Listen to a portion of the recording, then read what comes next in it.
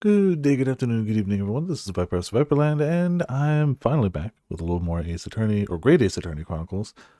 We're still on the final chapter of the first game, so we're almost at the halfway point, presumably.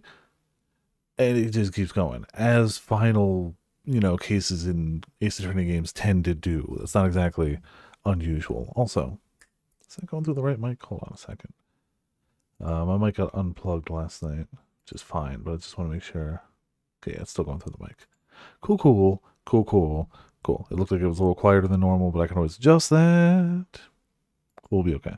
Sound okay in your Ingram? Also, Ingram, how's it going? Welcome to Viperland in the chat. Hope you're having a good weekend, or hope you had a good weekend. The week begins soon. Fishing. Monday. Yeah.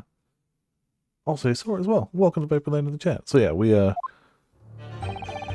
okay, so we heard his whole thing. Okay, cool, thank you. It got yoinked out yesterday, and I replugged everything in, but you never know. This is not a new microphone at this rate, though I treat it well. It's not new, so we had heard his whole thing, but we didn't actually press him on anything because that was the point we were going to leave on. Mr. Windybank get merged from the storeroom, I believe. How voice did he have? I don't remember. Ringo and Nash were scouring the counter when he suddenly appeared and flew at them. He already had the revolver in his hand.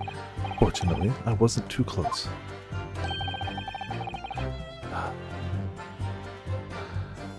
I've never been so scared in all my life. Yeah, we're just your regular mild-mannered burglars, that's all. We don't like violence. Says the pair who carry a gun. I mean, you don't like violence, but sometimes violence happens in their line of work, you know. What do you mean when you say you were near the entrance to the shop?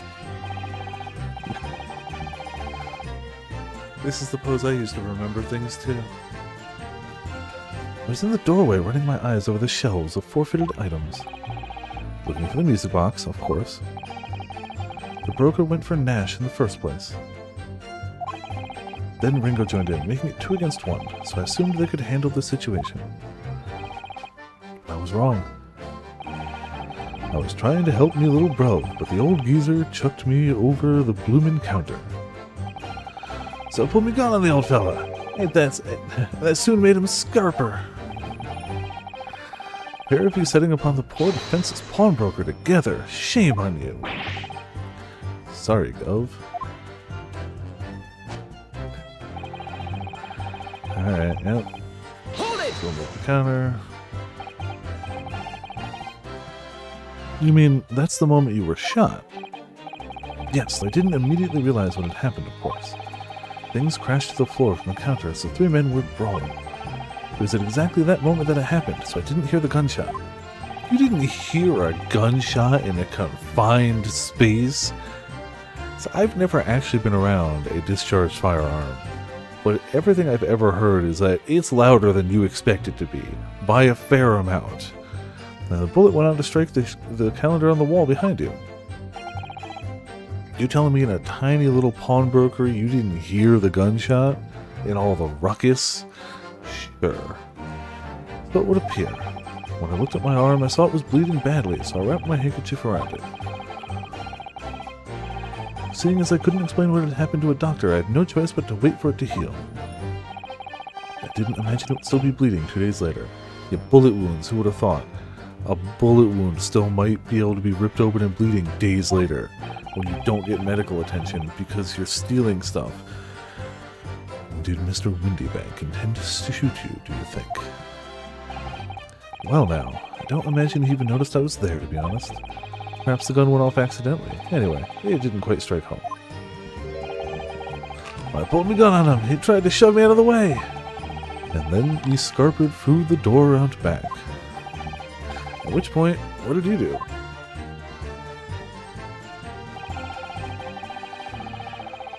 Yeah, you saw that.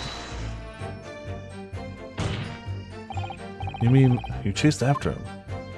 I don't recall the reason why, but I ran after him to the back of the shop. And what about this peephole in the door you mentioned? Well, unsurprisingly, the storeroom door is a solid job, made of stout wood. There's a small opening in it about head height. Lets you see what's in there from the outside. Actually, I should know that, shouldn't I? Yeah, you've seen it.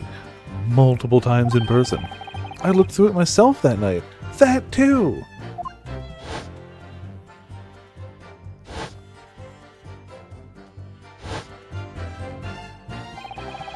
And what about your burgling brothers? Did you see what went on through this peephole as well?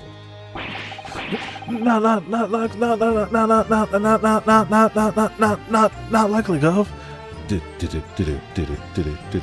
Didn't see nothing of the sort, Gov. I doubt these two buffoons were even aware of the peephole's existence. So, the Skulkin brothers were there, but they didn't see the killing of Mr. Windybank take place. Inside the storeroom, I could see the broker and that young girl standing there. Also, hey Ramen, how's it going? Welcome to Viperland in the chat. We're just, testing him for information, because we're sure he's telling the truth, the whole truth, and nothing but the truth always. Normal stuff. But also, welcome. How you doing? How's it going? Hope the weekend's good. Yeah. Inside the storeroom, I could see the broker and that young girl standing there. Yeah, of course, never. The defendant. Yes, though neither of them noticed that I was looking. The girl raised her gun and pointed it straight at the man. And then, what did you see next?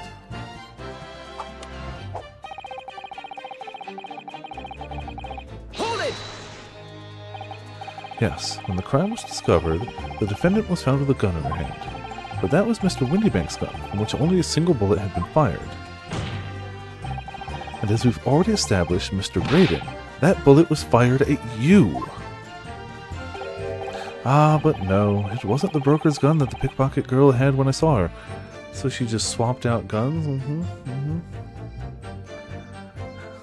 I mean, I feel like it depends on people being, good-natured and truthful more than anything. But yeah, it really is kind of a... We hope you're going to tell the truth. But we have no way to force it, really. Cool. Also, hey TLC, how's it going? Welcome to Viperland with the chat. How you doing? Court super sailed, you'd think, but innocent until proven guilty.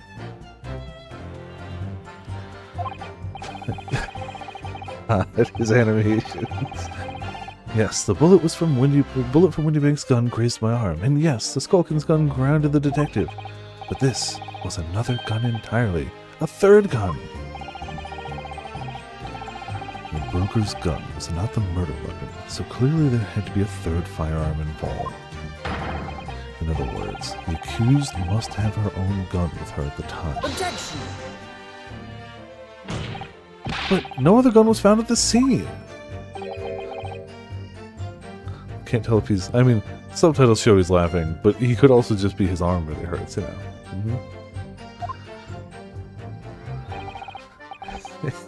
Calm yourself, counsel.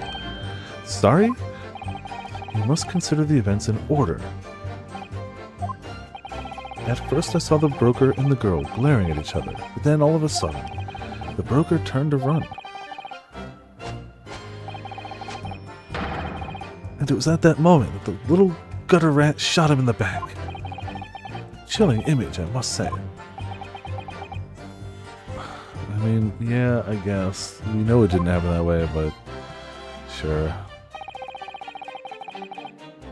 Hold it! She wasn't splattered with blood. All over her. Oh yeah, this was the... Yes, through the peephole I saw it clearly. Of course, the stains are invisible now, what with the coat being such a dark color. But I assure you, the garment is sullied with the victim's blood. Well, it is sullied with blood, that's for sure. It's not Mr. Windybank's blood, is it? No, that's right. It's Mr. Mason Milverton's blood from when Mr. McGilded stabbed him 2 months ago. It's so annoying. If they'd only accept Hurley's chemical analysis, we could prove that. But they won't, so unfortunately, we can't use it as evidence to support our case. Oh, bother.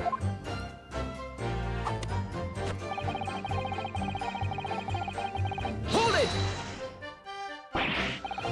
Did I hear you correctly? She threw the gun out of the room. Why would she throw a gun out of the room and then pick up another one and then go lie down for a nap? Like, come on. That's right. After the broker fell to the floor, she started walking over. Over where exactly? In the direction of the storeroom door. Yeah, obviously, yeah. To where I was watching. Of course, I quickly retreated, and then the girl dropped the gun through the peephole onto the floor of my side of the door. But why on earth would she do such a thing? I couldn't tell you. Perhaps she was hoping to distance herself from the murder weapon. Without thinking, I went and picked it up. Yeah, that was a really stupid thing to do. I mean, it would be if that's how things went, but you know, I suppose I was worried about just leaving it there, in case any more tragedies took place. So it was you, in fact, who took the third gun from the scene of the crime. Yes, it was yours truly. I left the clear up to my lackeys and left. Clear up? We made a bit of mess around the counter, so Mr. Whistle and Flute Ear told us to tidy up. He thinks he's our bloomin' mum sometimes. Well, I was paying you enough, my God. Tell me, Mr. Graydon, when you left the pawnbrokery that night, was it by any chance with the second disc in your jacket pocket? You're like a bull at a gate, aren't you? What's going on over here? Excuse me. Pardon me a moment. I can't help but notice. Gentlemen!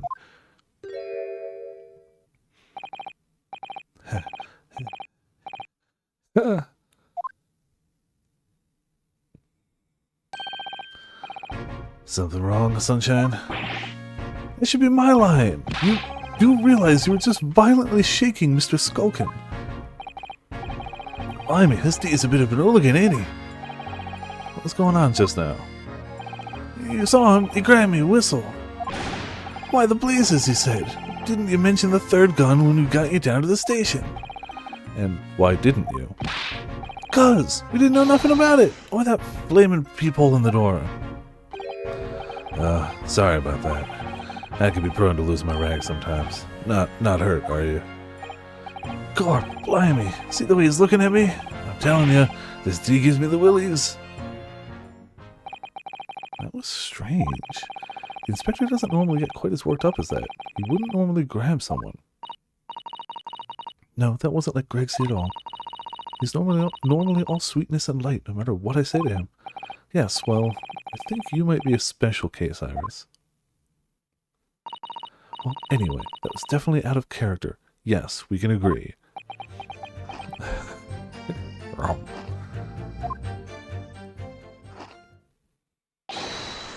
My lord, you know, if I was a better prepared streamer, I would just stock up on like home fries and like fried chicken, a chicken tender, and get some newspaper, and be like, oh wait, home. Requesting your lordship's permission to interrupt the cross-examination. Explain yourself, officer.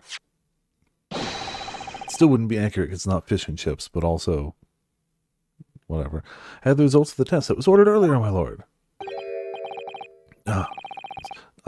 The blood on the accused overcoat. Uh-oh. Well, we're out of time. It wouldn't be infinite, but you know. That's not my fault. That's just reality unable to keep up with, you know, the game. Thank you, officer. Very well. The cross-examination is hereby temporarily suspended. I presume you have no objection, counsel. No, my lord. That's not going to be good, though.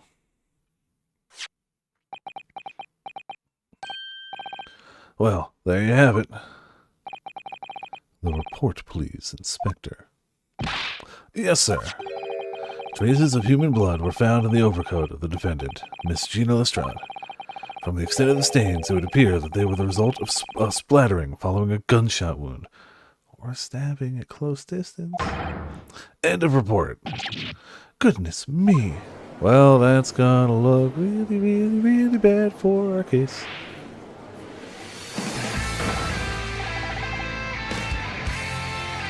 Ah, yes. The real Nat on guard. That timing of the music was phenomenal. That synced up with the start of his spin perfectly. Perfectly. Phenomenal. Phenomenal. But also, thank you. Welcome to Viperland in the chat. How you doing? That's it's the perfect... See, what did I tell you? Objection! No, the blood on that coat is not Mr. Windybanks. What on earth makes you say that, Consul? Unfortunately, the coat originally belonged to Magnus McGilded. Just before his coat was deposited at Windybanks, McGilded had fatally stabbed Mr. Mason Milverton. So the blood on that overcoat is the blood of the brickmaker from the omnibus case. Objection! I love that he gets a different font window entirely. Well, the dead cannot speak. Isn't that right, my Nipponese friend? Sorry? 2 months ago, in this very courtroom, did you not argue fervently for McGilded's innocence? And yet now that man is dead, you brand him as a murderer.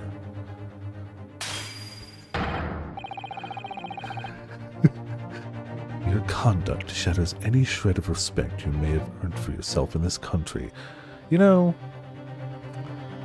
we were in this country for minutes before we had to defend him the first time. Just saying. And now, time has passed and we've learned things. And you know, a sign of intelligence is maybe being able to, like, change your opinion on something based on new presented evidence. To not just think the exact same thing your entire life through, from childhood to adulthood, and never waver. Like, you know, someone... Change is bad, yeah. The only change that's good is changing his, like, goblet into fine glass shards. My butthole has healed, and I've become even more powerful. Sora, how did Uzumaki damage your butthole? I did see episode 1 today, and it's going at a quicker pace than the manga did, I feel, but it's very well animated. The English voice cast is great. I'm enjoying it. But again, saw 1 episode, so... It did not damage my butthole, but I guess we just sometimes have different experiences with shows. Oh, is it not doing well? Oh, I didn't see episode 2, so... Well... That's a shame, because it was really good in episode 1. Really good.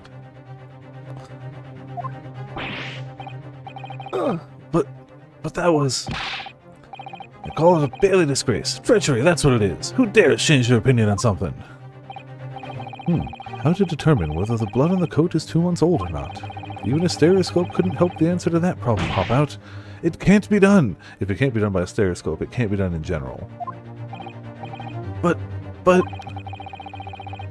We used Mr. Sholmes. Mr. Sholmes is a detective, not a chemist. Would you put such faith in a chemical formula devised by me, for example, when I'm a communications officer? I held out Peroski to a starving boy, and he ran away crying. What is that? Herlock Sholmes is barely more than a figment of the public's imagination. He's a real person, goddammit! I get that you're skeptical of his ability to concoct chemistry-based compounds. I disagree with it, but I get it. But he's barely a figment of the public's imagination? Dude, get off your high horse! His name carries no weight in this courtroom. No weight at all. How could you say that? Victory is sweet indeed. This proves that my testimony is the whole truth from start to finish. Does one blood spatter really prove that? How do you arrive at such a conclusion, sir? As the witness said, the accused coat was splattered with the blood of the victim. The only way Mr. Graydon could possibly have known this fact is if he saw it happen. No? Again, we know she's innocent, but if you go with the concept of her being guilty, it's not really weird to think that maybe somebody who is in close enough proximity to shoot someone in a locked room like that might have gotten splattered with a bit of blood. again, she's innocent, and we know what actually happened, but, you know...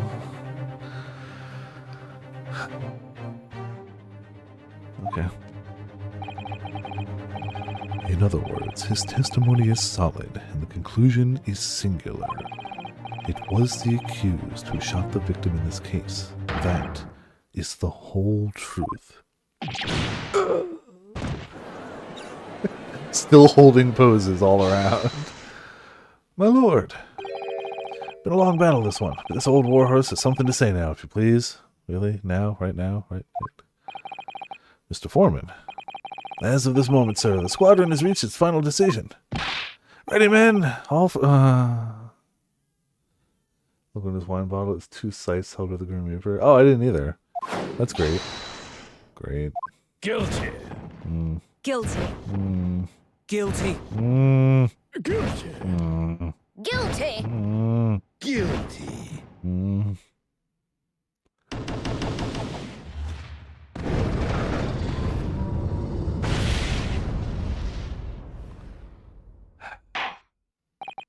Well, it would appear the ladies and gentlemen of the jury have reached a unanimous verdict. God, the jury sucks so much. The defense has consistently failed to unpick this witness's testimony. Here's to any attempt you may make at unpicking the jurors' decisions being equally successful. I don't believe it. After I've come so far, how's it all unraveling on me so fast? Because all you need to say to the jury is, I can prove to you that guy is guilty. And then Van Zieks is like, he is indeed quite guilty of the crime at hand. And the jury's like, well, 2 people said it, so, you know, guilty.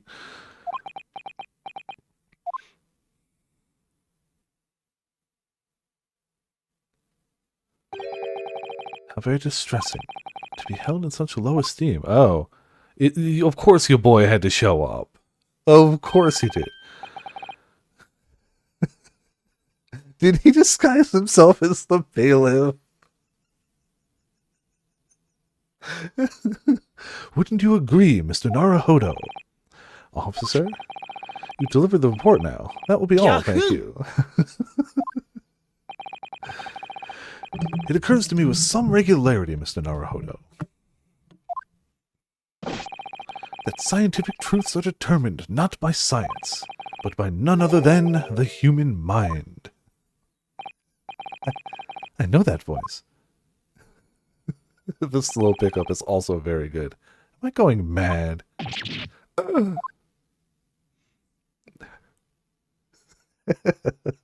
Of course, and nobody noticed.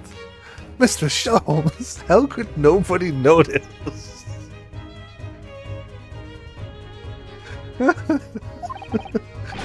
What is the meaning of this?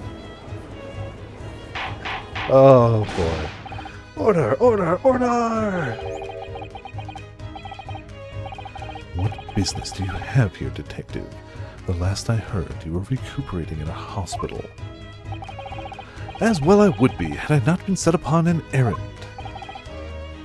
What errand? Hurley, it's really you! You're awake at last! Yes, good day, Iris. I appear to be rather late to rise. My apologies. Now, my lord, if you will humor me. In what manner, sir? He works for this hat, too. I have something of great importance I wish to give the young lawyer over there. I need no more than 5 minutes. Would you be so kind as to spare us the time? What say you to this, Lord Van Zieks? This trial has taken many hours of the court's time. Having spent so long already... Exactly! Having spent so long already, we don't want to go wasting any more precious time! As I was saying, having spent so long already, it would seem churlish to deny the defense a mere 5 minutes. Very well then, counsel, you have 5 minutes. That was a quick change. My dear fellow, I apologize for my tardy arrival. Mr. Sholmes, are you alright now? Alright, I'm all wrong. Sorry. I've only just managed to summon the strength to stand, man. I asked the judge for 5 minutes. But I fear even that may prove too much for me. Pray forgive me should I pass out. Let's make this discussion as short as possible. You also know you could conserve your strength by not gesturing wildly. You don't need to snap your spine in back 90 degrees in order to laugh. Really, this place is full of idiots. None of them can see how wonderful your chemical blood analysis is. Ah well, that concoction of mine was really just a bit of sport to assist me in my investigations. It's very important. Poses raise morale, it's all true. I never took the trouble to refine it for appraisal by the scientific community, and oversight on my part. Right.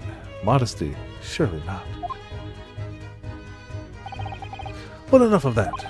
I'm here to give you this, my dear fellow. What's that? A lavender furoshiki wrapping? A leaving present from Miss Susato. From Miss Susato? If possible, matters were to be settled without me giving you this. Those were her instructions when she asked me to do her this favor. I don't understand. Miss Susato first saw today's events, I believe. Yes, pretty... She knew the culprit would attempt to escape justice by means both devious and underhanded. No.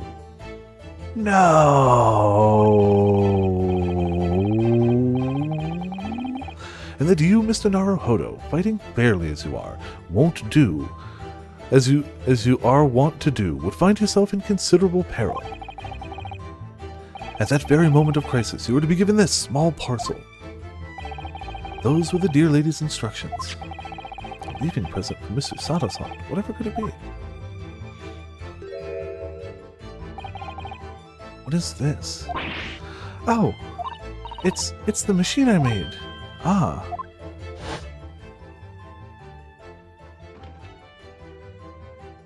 I do not know how that is going to help us in any way. Like, it was obviously going to show up in some way. It's quite literally Chekhov's gun. Well, I have no idea how that's going to have a bearing on this case. At all. Not a clue. Not even a little. I'm going to have some tea.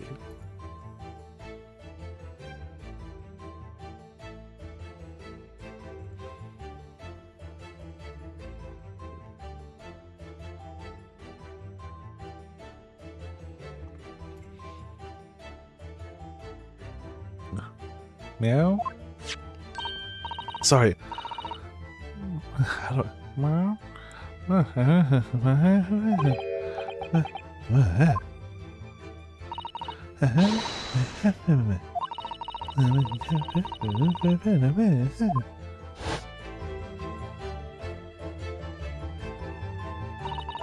What's Susie up to?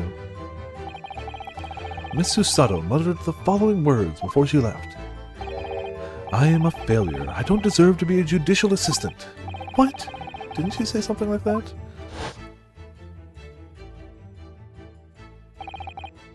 Yeah, I bet she is. This is what. This is what she said. That's what I said.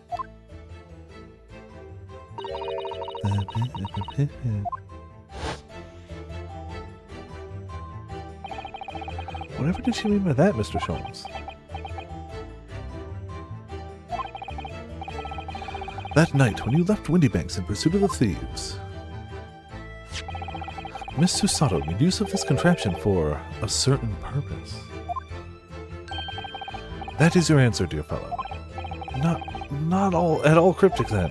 Susato-san used this cat flipper-mat that night, but why? The cat flipper-mat has been entered into the court record.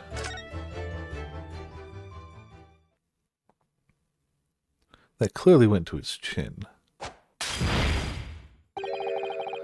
Your 5 minutes is over. We're out of time already. Well. Alright.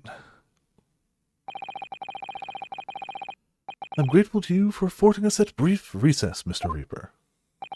I need no thanks, Detective. After all, the die is cast. Is it really? The jurors are unanimous in their leanings. No doubt my learned friend will consider a summation examination. But any attempt to alter the verdict now would be utterly futile. I wonder, Mr. Naruhodo. Yes. The rest is down to you, dear fellow. What is your plan? The rest is down to me. I need to be careful here. If I make a wrong move, the trial will end badly. My lord, the defense requests... further cross-examination won't matter. We cross-examined everything.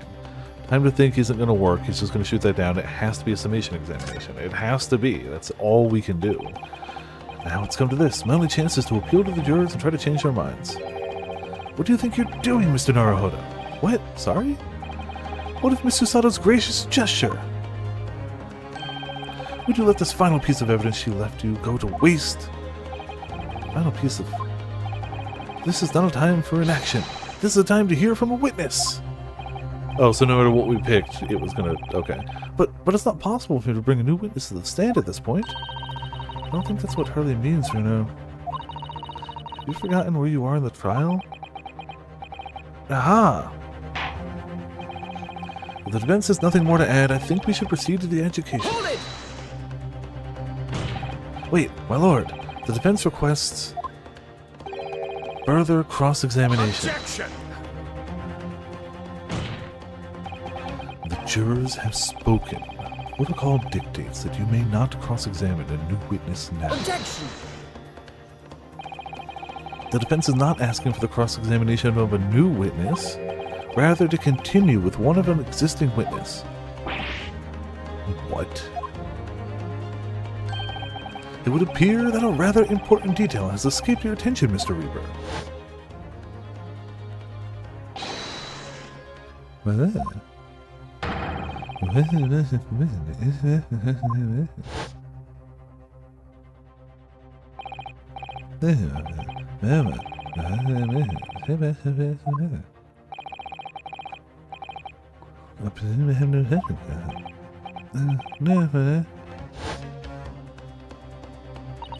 So nobody can say anything then. If you're not asked to resume his cross-examination, Mr. Graydon, the court is obliged to allow it. This is absurd.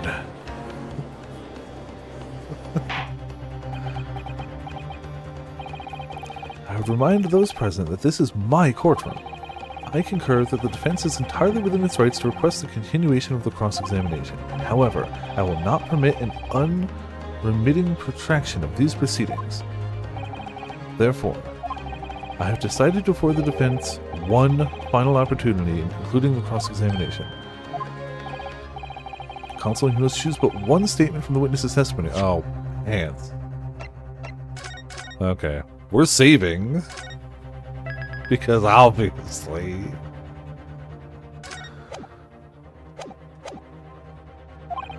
And but one piece of evidence... Okay, so we know what the evidence has to be. The evidence is easy. It has to be the gun. So the evidence is done. It's where we use it that's gonna be, you know... But one piece of evidence to present in support of your argument against it. A single chance to present evidence. If, following that, the situation remains unchanged, I shall move to education. Is that clear, counsel? You will not press the witness any further. My lord. Yes, my lord.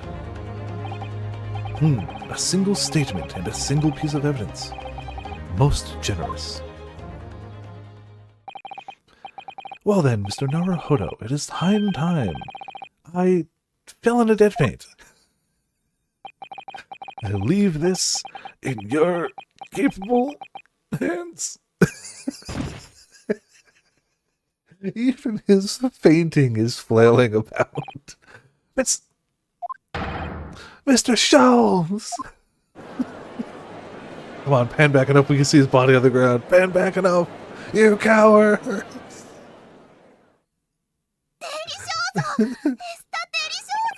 We can just assume he's in the Yamcha pose down there, right?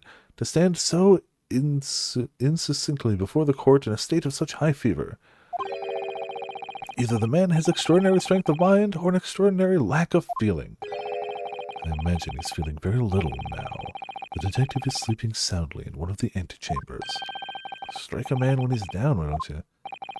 Well then, counsel, are you fully prepared? No, but...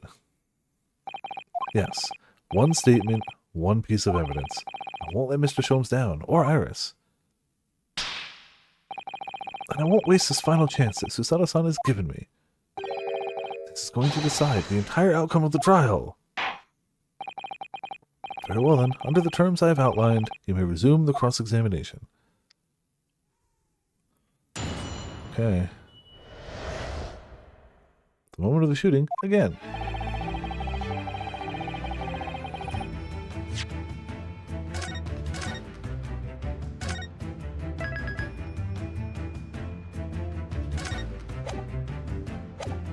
Okay.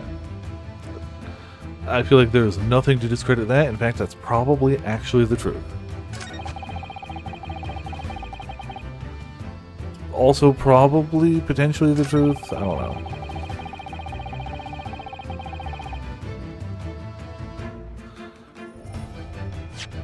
I don't think this is the one. I just want to check this real quick.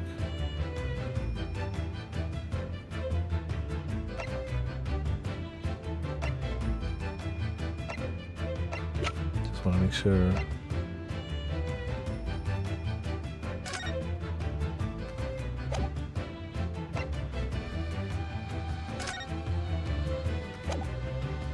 Oh. Well.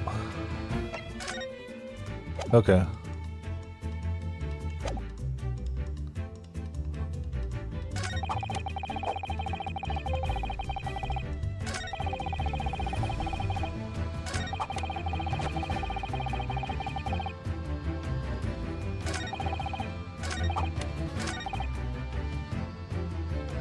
It's gotta be that one. Objection! Okay. What on earth is that eccentric contraption, Consul? Oh, it's my cat flipper-mat, my lord. It makes a way for cats to get in and out of a room. It can cut through any door you can think of, and make a new little door in the middle of it. That's right, my lord. Oh, I hate that it has the beeping in this track. It's a device for creating so-called cat flaps. Small doors for cats to come and go as they please, without their owners having to open the main door.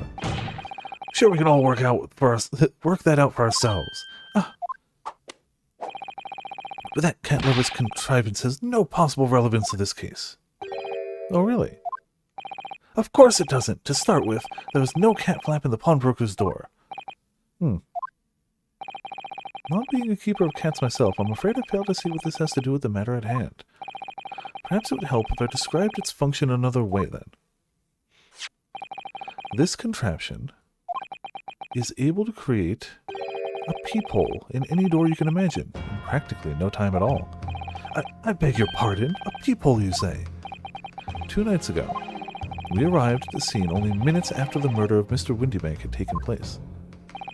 That's right. According to the paperwork of the yard, it was you, your Japanese assistant, and Sholmes. Yes, the 3 of us were together, and it's recently come to my attention that my assistant made use of this device at the time. Your assistant did what? There was a peephole in the storeroom door. I can attest to that. Because I looked through the peephole myself in order to see inside the locked storeroom. This is ludicrous. What are you trying to say? Of course there was a peephole in the door. I said as much in my testimony. How else would I have witnessed the crime, for pity's sake? Yes. How could you? What? Counsel, kindly say what you mean. Alright, it's time. Time to strike the final blow. What I mean is this, my lord. My assistant made the peephole in the storeroom door, and until such time as she did, the door had no hole in it to look through. What? No! Kept his balance, though. Objection! This is a farce. Are you really suggesting that the peephole in the door is... Yes, it was created only after the incident had taken place by my judicial assistant using this device. Your assistant tampered with the crime scene whilst being fully aware of the gravity of her actions. It is the most serious act of vandalism. Yep, it is. You'll never catch her though. She's already on a boat back to Japan. For which I humbly apologize, my lord. It was in the few minutes that I left the scene in order to pursue the Skulkin brothers and alert the police. Nevertheless, in the light of this new information, it becomes apparent that Mr. Graydon's testimony is riddled with holes. Kinda like his arm. Riddled with... Explain yourself, counsel. The majority of Mr. Grayson's testimony that appears to incriminate the defendant is based upon what he witnessed through the peephole in the storeroom door. Yes, that filthy girl shooting the man in the back. However, if at the time of the incident, that peephole did not yet exist in the door, there's no possible way that you could have seen what you claim to have seen.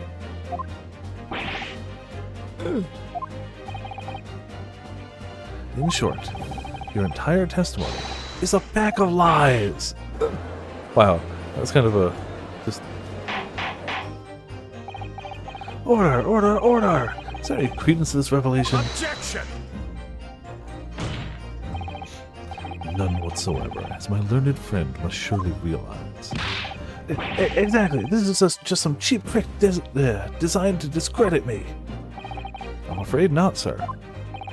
Of course it is. Do you seriously expect people to believe that that plaything can cut through a solid wooden door?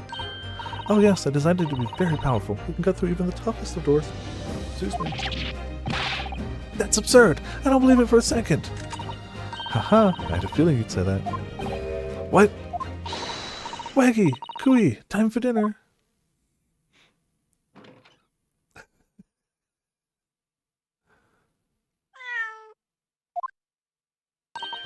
Well? Young lady, this is the Old Bailey. One does not make cat flaps in the oak paneling of the Old Bailey. And I'm not done yet, don't worry. This doesn't mean that the peephole in the storeroom door at Windybanks was made by your machine. And there's no way you can prove that it was. No, but it's easy. What? The cat flaps my cat flapomet creates are all of a fixed size. And the dimensions of the peephole at Windybanks are an exact match.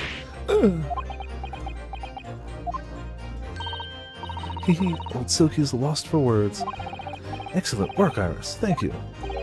And now it's my learned student friend's turn to be lost for words, I feel.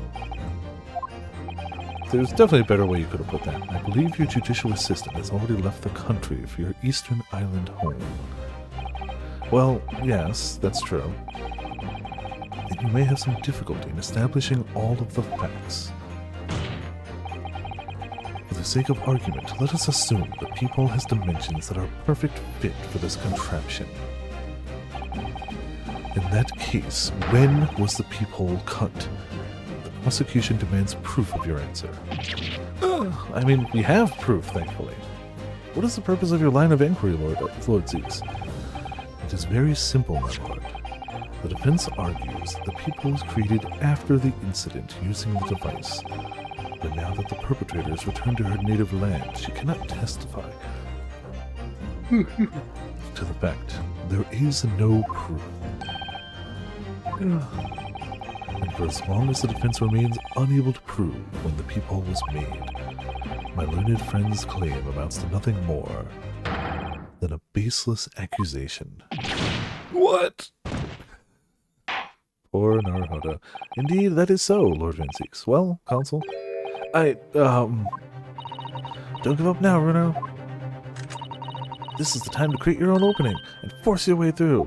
Or look through your inventory and see if there maybe was a picture of the door taken before and then a picture of the door taken after the crime that was pointed really cleanly at the door where you could clearly see a before and after of there being no peephole and then there be... I mean, or force your way through, you know. I don't know if I can do this, but I do know one thing. Susato-san is the greatest judicial assistant in the world. Very well. The counsel for the defense will present evidence to support the claim made. proof that the peephole in the door of Windy Bank storeroom was created after the event and not before. Okay, so that's before. 1 a.m.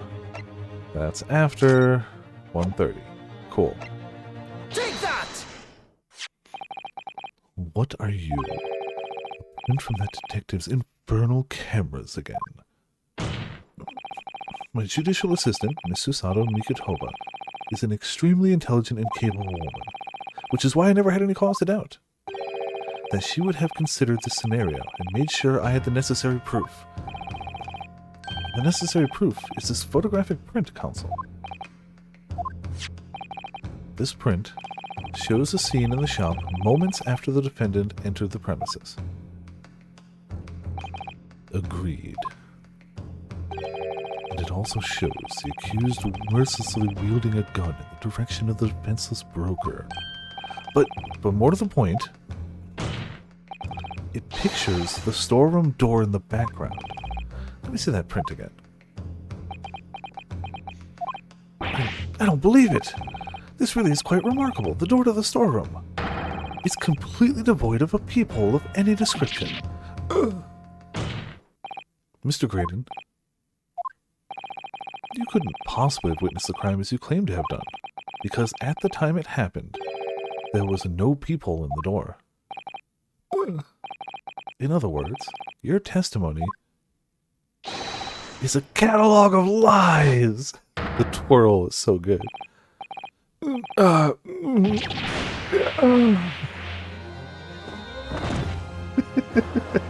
Oh, why is he back up now? Cowards, leave him on the table. Order, order, order! I am satisfied that the defense has substantiated its claim beyond all reasonable doubt. This witness's testimony was entirely fallacious.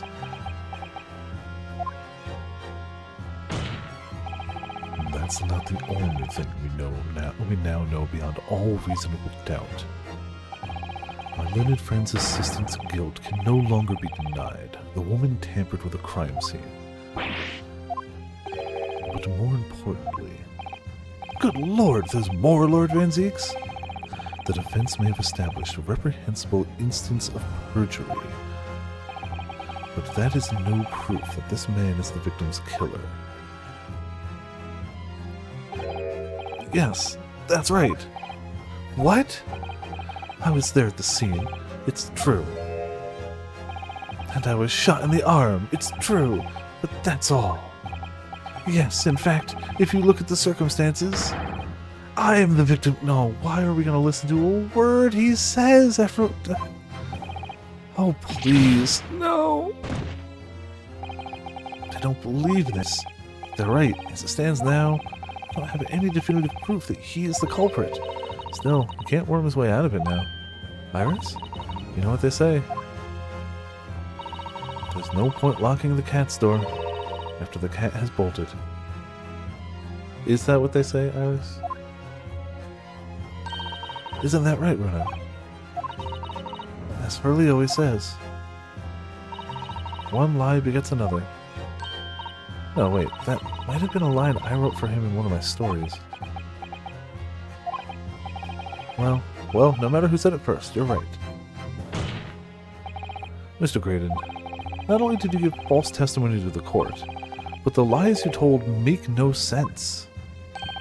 Make no sense? What do you mean by such a remark? What you said in your testimony reveals that you know something you shouldn't have known. In other words, there's a fundamental inconsistency in your statements. Oh, crap. What? Objection! This is provocative talk, Counsel. Won't you enlighten the court? Explain this alleged inconsistency. Harris was right. One lie begets another. The inconsistency is revealed by the lies in the witnesses' statements. They show that Mr. Graydon had knowledge of something he shouldn't have known anything about. Namely... I mean... You could make an argument about all of them. He shouldn't have known about the bloodstains on the coat. I guess he could have known about the third gun. He shouldn't have known about the peephole either, though.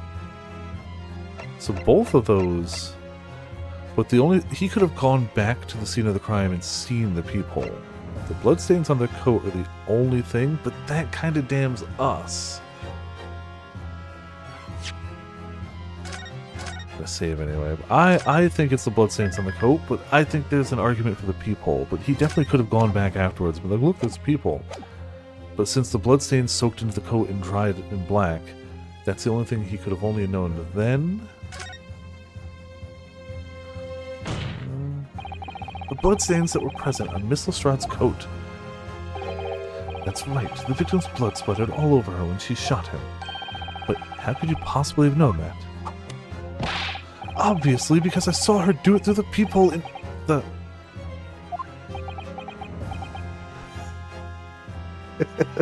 Just the stare. The point is not that you lied in your testimony, Mr. Graydon. It's the nature of the lie you concocted that is so revealing. You're not making any sense. Then let me ask you a simple question. How is it, Mr. Graydon, that you knew of the existence of the peephole in the storeroom door? What? Well, obviously,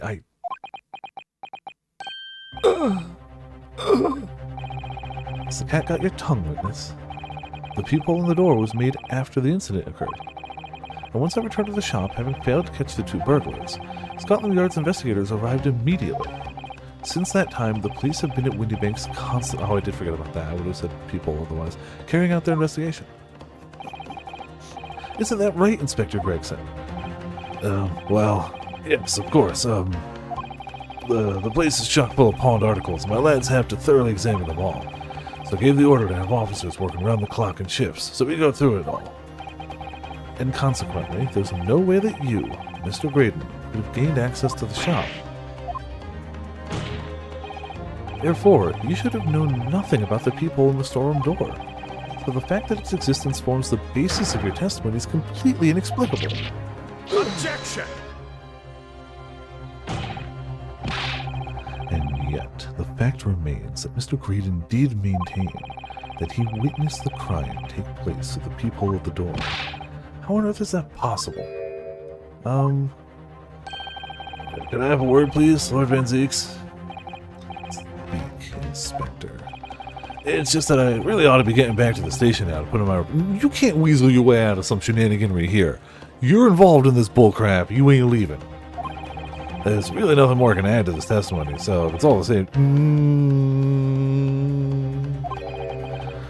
Mission denied.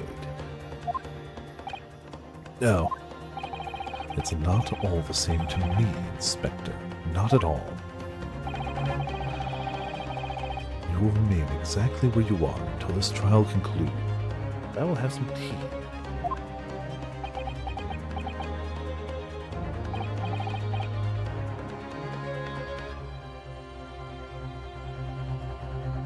Of course, sir. Mr. Graydon. He shouldn't have known about the existence of that peephole. Which can only mean that you must have been informed about it by somebody else. Objection! Stop there, my learned friend. You realize, I trust, that the words you just uttered have extremely serious implications. Yes, but the defense believes that the details about the case that Mr. Graydon claims to have seen must have been revealed to him by a certain person before his testimony. And in fact, considering the particular clue we have, there's really only one person that could be. Who is the person in question, Counsel? Who gave this witness details of the crime scene to facilitate his false testimony? I mean, the only person it realistically could be is Gregson, right? He's the only one who's been acting super weird this whole... could be Strongheart, theoretically. Those are the two people that work for Scotland Yard. Well, he's Chief Justice, but... I don't think it's Van Zeeks. He said according to evidence we had... I'm gonna go with my gut. It's pretty... I'm gonna say it's pretty squarely Gregson. The truth is, it can only have been you, Inspector Gregson. Me? Objection! You had better have some proof to substantiate such a rash claim, my learned friend. Consider the fact that we have only been aware of Mr. Ashley Graydon's identity for the last few hours. We learned of it only during the course of the trial today. Indeed, preparations for his testimony were made with great urgency during our hour-long recess. While the police executed the subpoena and brought the man here from the communications station, and until that time Mr. Graydon would have had no idea, no inkling that he would suddenly be required to appear in court. Are you suggesting that until such time as he was summoned? Yes, my lord. Until then, it's reasonable to assume he knew nothing of the people. It is only once Mr. Graydon was in the stand that he realized his position. That he would have to defend himself against the accusation that he was the third intruder. You're suggesting that the court to the court that it was while this trial was in progress that he received the information. Yeah, we kind of saw it happen. So that he could commit perjury in order to save his skin. Exactly.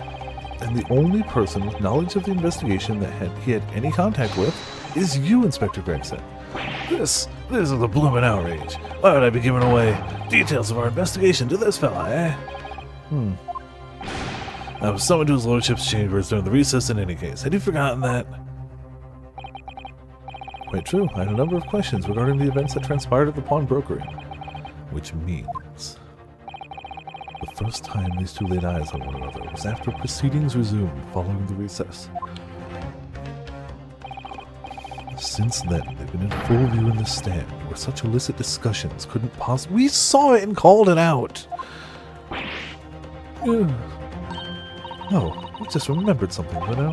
What is it, Iris? There was one time before, wasn't there? I think it was when Ginny was testifying. Oh yes, now that you mention it. When the bailiff was dispatched to retrieve Mr. McGilda's music box from the scene of the crime.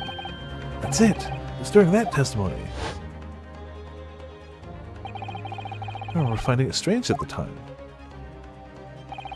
Mr. Graydon and the inspector seemed to be having some kind of secret discussion. It would have been possible for you to give Mr. Graydon the information he needed then. You little Torak! You're making all this up. I'm a respectable Scotland Yard inspector, for crying out loud. Why would I do something like that? Why would I be giving away confidential details to the likes of this bloke? Admittedly, you wouldn't have had any reason to do something like that for no gain. But perhaps it was part of a deal of some kind. Then it starts to make more sense. What deal, Consul? I wonder if perhaps, in exchange for details about the peephole at this crime scene, Mr. Graydon agreed to give a certain something to the inspector.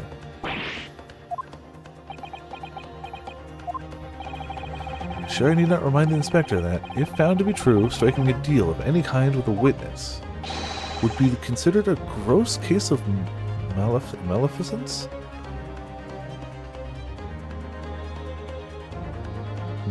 Malfeasance? Sure. Wrongdoing. Well, Objection!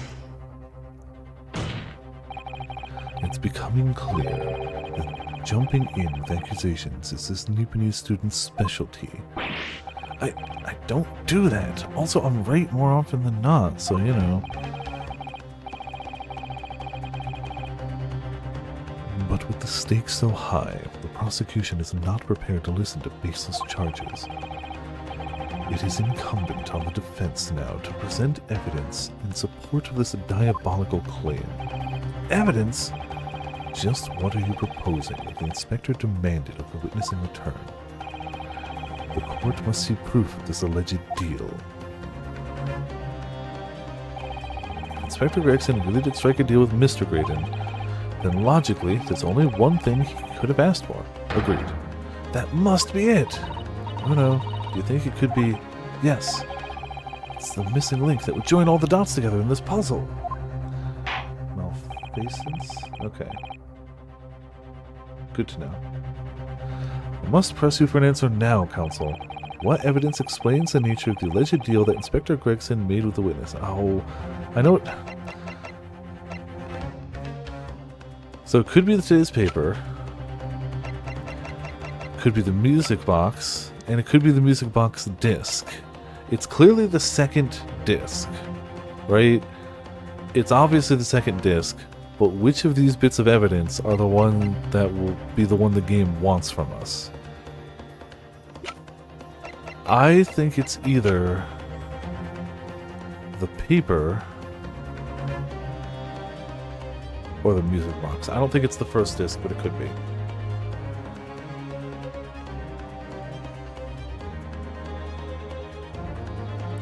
My gut says music box, but I feel like the newspaper just has a better grounding to it. Because that explains both what he'd be looking for, since we already made the connection with the music box,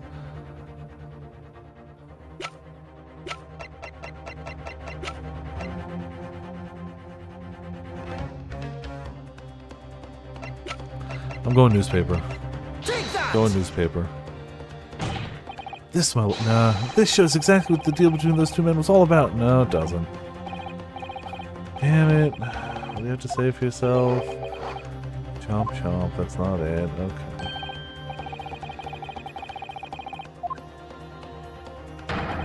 Some of that bite should be directed at a friend.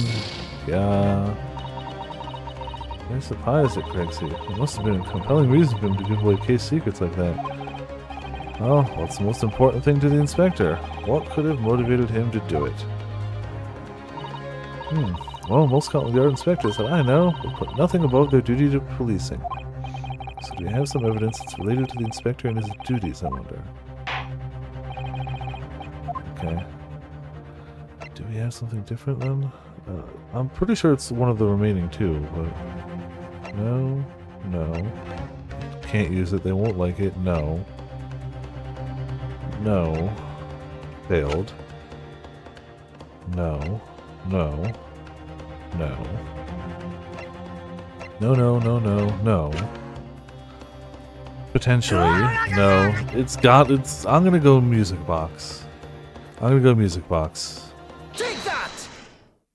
Man, I should have gone with my gut. My gut was telling me music box the whole time, but I was like, newspaper gives the reason too. Damn it. I should have gone with my gut. Inspector Gregson. Besides this murder, is it not true that you've been working on another very important case? What are you getting at now, Sunshine? Is it possible that this other top secret case... No, I didn't actually pull them off the PS5. Under my Pro Controller, which I'm going to try to not have fall. Aha! Success. I didn't drop anything, you can't prove it. Actually, definitely dropped. Damn it! No, papers!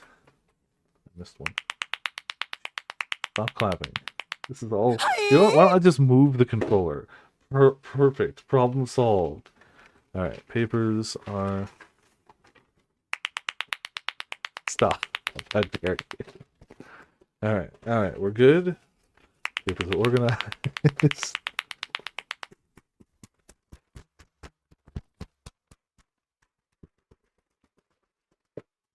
Put the Pro Controller back down. Cool.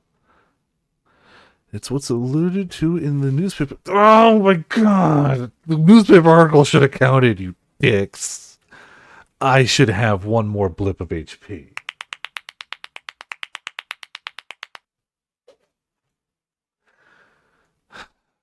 We can all agree that should have worked, right? Doesn't show the music box. The first thing he shows is the newspaper article that didn't work. That should have worked. Classified secrets being leaked overseas from the Ministry of Justice. How the bleeding Nora could you?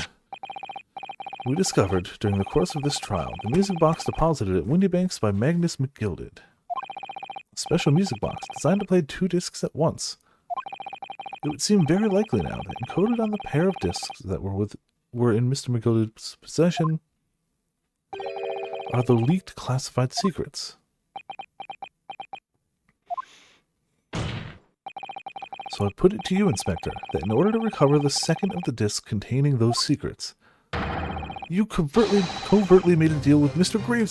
Graydon, in which you exchanged the discs for the details of the case. You little... He spilled... No, he didn't spill anything. He is infinite. Order! On the day of the incident, when we met you at Windybanks, you said this.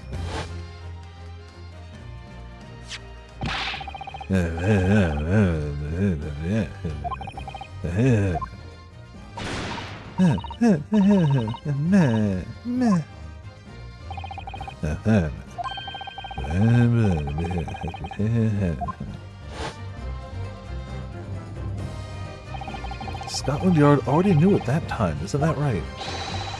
That Magnus McGilded was involved in the stealing of government secrets. My orders were recover the medium used to convey the secrets leaked from the ministry, and do it on the QT, strictly hush-hush. And that explains why, when I presented this disc as evidence to the court, you objected so heavily, I presume. Because you knew that it contained highly confidential information. Blimey, not likely. I mean, I wasn't that sure of it myself. I realized there was a possibility, that's all. Inspector, surely you're not saying that in order to acquire the second of these music box discs, man, the OST's going nuts.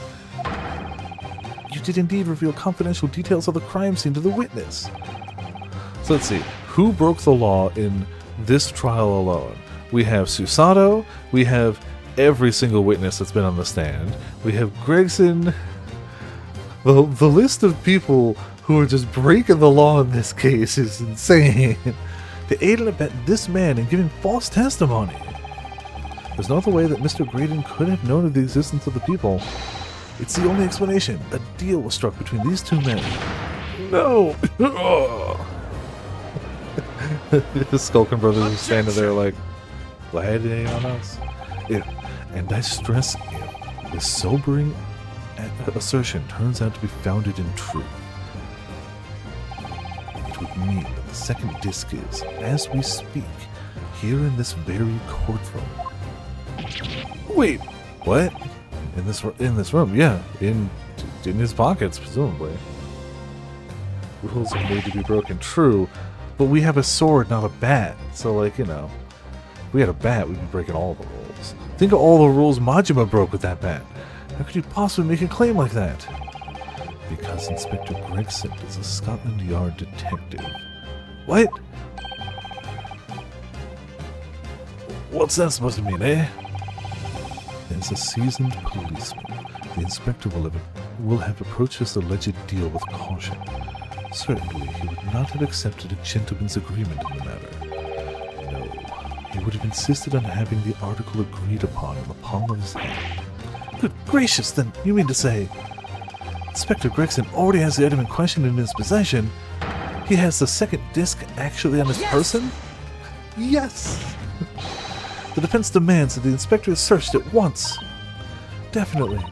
They could only have struck a deal with each other when Ginny was testifying before. And Craigsy hasn't moved from the witness stand since. My lord, please, order an examination of his personal effects immediately. Well, Inspector?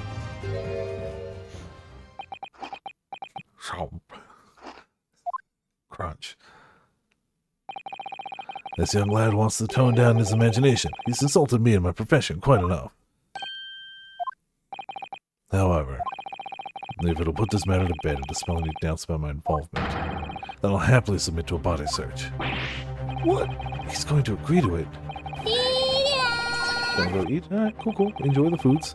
I presume you're aware of the precipice of which you now teeter, my learned student friend.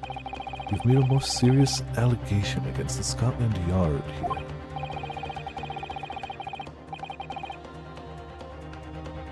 If, following the search of the inspector's personal effects, no disc is found, you will be deemed unfit for court service. This trial will end, and my country's government will formally demand of yours that you are severely reprimanded. How can you make decisions for your entire government? Shut up. That sounds serious. You can't. Indeed, to have a visiting student make such defamatory remarks about our country's most senior police force. is not something Her Majesty's government will be able to overlook. Just threatening Bruno because you're scared.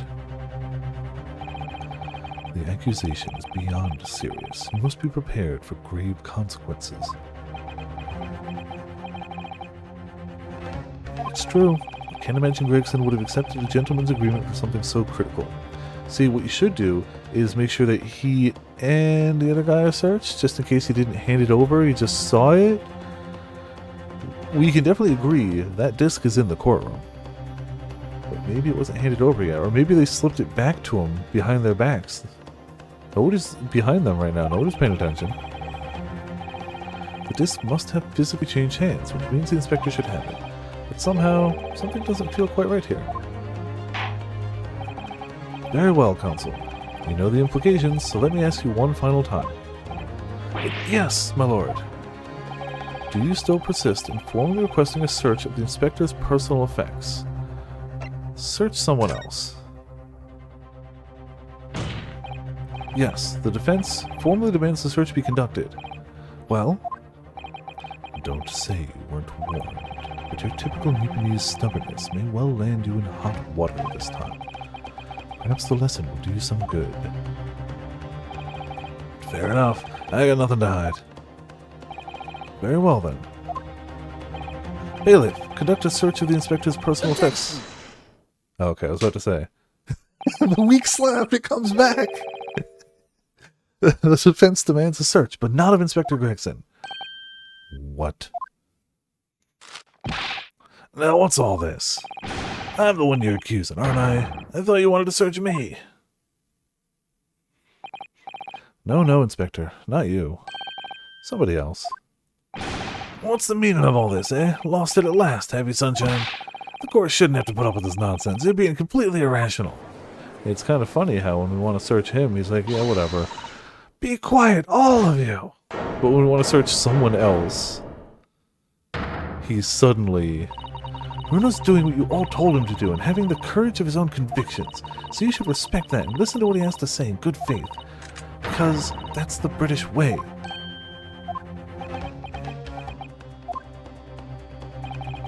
Well said, young lady. Indeed, this court is in awe of the defense counsel's conviction and eagerly awaits his next words. You... what? No, don't be hasty, my lord. If I'm not mistaken about the things I've seen in court today, fairly sure that I know who has the disc at the moment. It's only one person it could be. So, I think it could be two people.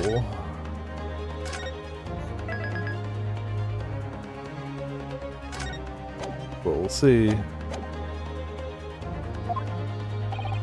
Counsel, of whom do you request this search now? So, logic and reason says Ashley Graydon, right? But that interaction between these two earlier really just rubs me the wrong way. And if you had any doubts that you were gonna get caught, we're gonna get searched with the disc, the person least likely, the person who is adjacent to him least likely to be searched would be Nash. By a lot. All of my instincts say him, but part of me says it's almost too obvious, and that's what these two are fighting about. So I'm gonna go with my, just like I did with the newspaper, I have enough blips of HP that, like, we can go with the other answer. It can't be anyone else by my, I mean, I guess it could have been passed to him, but no. Take that! Come on. Oh my lord, Mr. Nash Skulkin! Well, I never! Right. Me? Him. Very well then. Bailiff, restrain the witness and conduct a thorough search of his personal effects. Hold it! Please, my... Oh, we got it right. Yeah. Please, my lord. Inspector.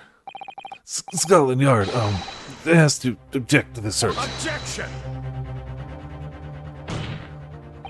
Unfortunately for you, Inspector, your objections carry no weight here. In this courtroom, only the prosecution and the defense have the authority to object. But Lord Van Zeeks, I have no idea what forces are in play that might influence your actions. But Personally, I have no intention of obstructing the course of this trial. Bailiff, carry out the search. Oh, I'm so glad I was like, nah, it's him, definitely. Now, hold on a mo. I don't know nothing. Nothing about no disc. Cut it out! Well. Here, my lord. In the witness's pocket. I found this. You don't say. Good lord, that's another music box disc. I don't know nothing about it, nothing.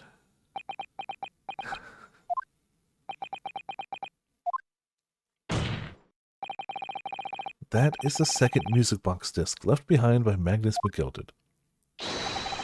Is it not Inspector Gregson?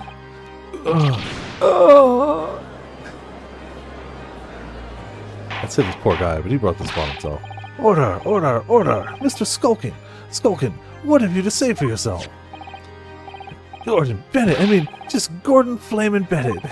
I swear I didn't know nothing about that disc. Honest to God. Counsel, would you please explain what exactly is going on here?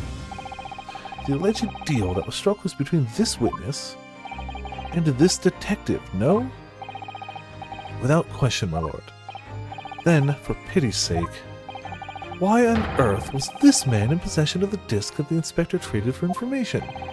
Inspector Gregson is a shrewd, calculating man who rarely loses his composure, but at one particular point in this trial he exhibited some unusual behavior for a brief moment. I don't recall what unusual behavior. Papers.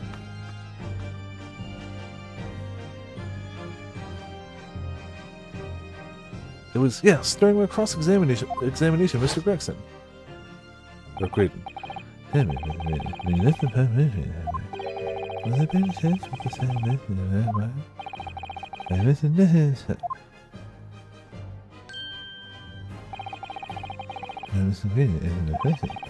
Oh, well, Mr. Graydon answered my questions. The inspector appeared to have grabbed Nash Skulkin by his coat and was shaking him violently. Yeah, he did it all. Oh, noggin was gonna fall clean off, it did. I was wishing I'd been born as my brother, I was. And what exactly happened to make the detective attack you like that?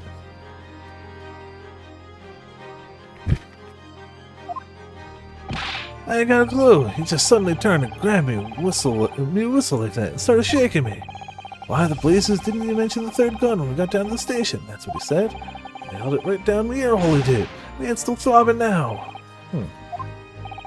The way the detective behaved then was extremely out of character, but looking back now, it must have been then that he did it. That was the opportunity Inspector Gregson created for himself in order to hide the disc. Oh, bless my wig, he hid it. Ew. But I'm afraid I fail to comprehend the motive here. If the detective had acquired the disc he was after, why on earth would he then proceed to hide it in another man's pocket? This is a court of law. He could have submitted the item as evidence. They didn't want that. It would appear, my lord, that the inspector was not at liberty to do that. Why ever not? As the man himself revealed earlier, his current assignment has some special conditions.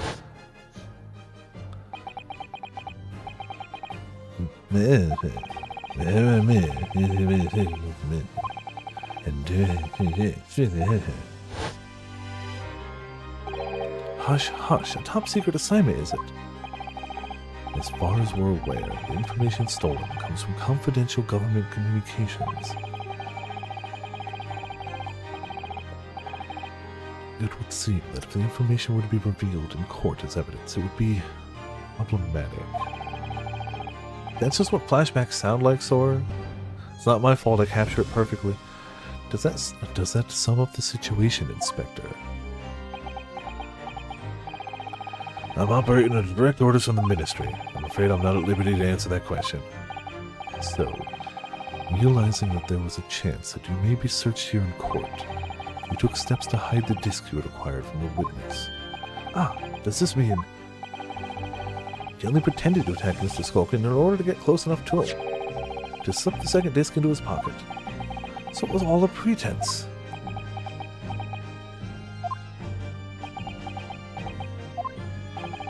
Well now, Inspector Gregson, and you, Mr. Graydon, are you prepared to admit to the accusation made against you of this alleged deal?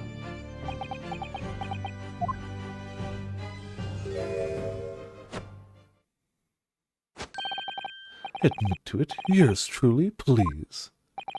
Mr. Graydon, clearly our eastern visitor has an uncommonly active imagination. However, there's no proof that I passed that disc to the inspector. But then, how do you explain the reason why you knew about the peepholes? I'm under no obligation to explain. What?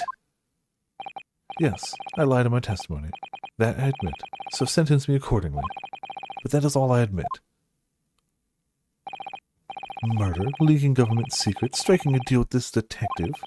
All of it is this young Eastern man's fancy. I have no idea what any of this is about. What? Damn it. Everyone in this entire court system can just go, yeah, so you caught me lying constantly about the exact thing I'd lie about if I was the murderer. But I'm not the murderer, so what if I was lying? I'm not the murderer. Well, what about you then, Inspector Gregson? Do you admit to making a deal with Mr. Graydon in order to acquire the disc? Ladies and gents of the jury, as the Scotland Yard Inspector, I will declare this and nothing more. I am acting in the best interest of the country. Whatever I've done, it's been in the name of justice. Not justice for one girl. Just saying. So, as members of the public of this fine country, I'd like to think that justice will be your guiding light when you're making your decision.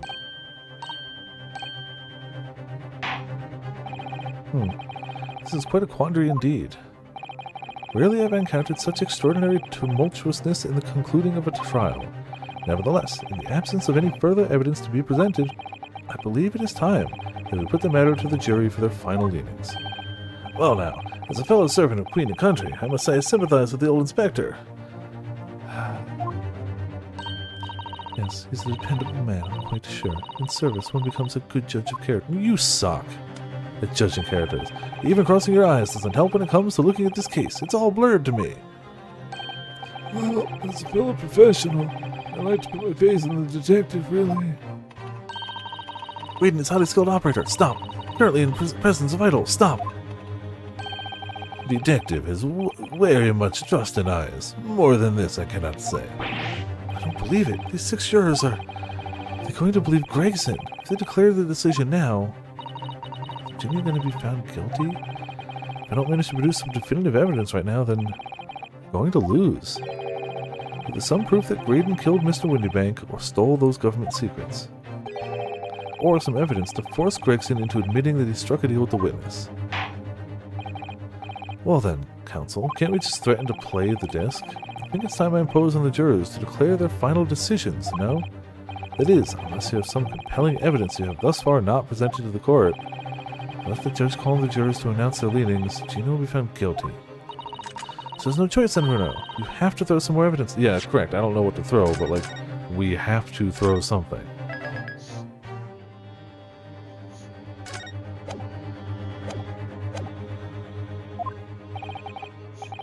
This is it now. It all comes down to this.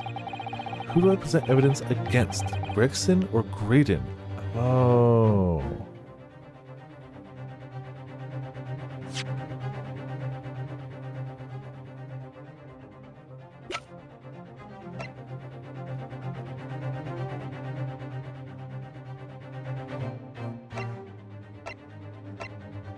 The other disc was found but was not submitted to evidence.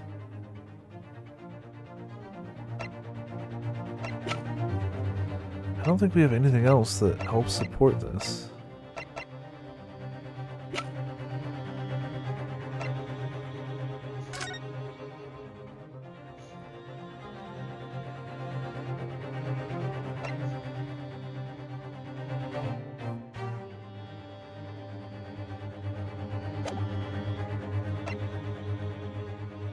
It is weird we haven't had to use this yet, but I don't think... think this is what we need.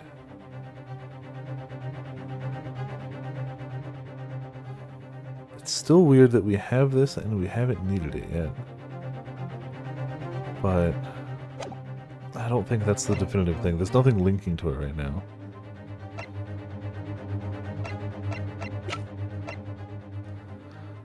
My hope is that I think it's the music box and the disc. And I think we're trying to show that Graydon is the guy smuggling secrets? I'm not super confident. Mr. Graydon, there's one final piece of evidence I would like you to see. You misguided fool. Whatever you intend to show me now, you'll be wasting your time. I have nothing left to lose. It's true. I assure you, I will admit to nothing. It's my last chance, so I'm going to have to force his hand here. One final piece of evidence to get him to admit to the deal he clearly struck on the stand. I picked the wrong one. We should have picked Gregson, who would probably snap if we threatened to play this. Take that! Alright. Is that Mr. McGilded's peculiar music box console? Yes, with a disc already in place, ready to play. I think perhaps now would be a good time to listen to the sound produced by the music box again. Only this time, with the second disc we've just discovered set in place as well. Yeah, that's gotta force Gregson's hand. Goodness, this disc console. No, wait, I can't let you do that. Why not? Because, oh, well, because it's got nothing to do with this game. You suck at lying. He's obviously between a rock and a hard place, but he sucks at lying. That's why. Objection! Not true, Inspector. The defense has already proposed that the sounds heard by the court earlier from this music box were part of a Morse code message. We know that Morse code comprises of two distinct tones.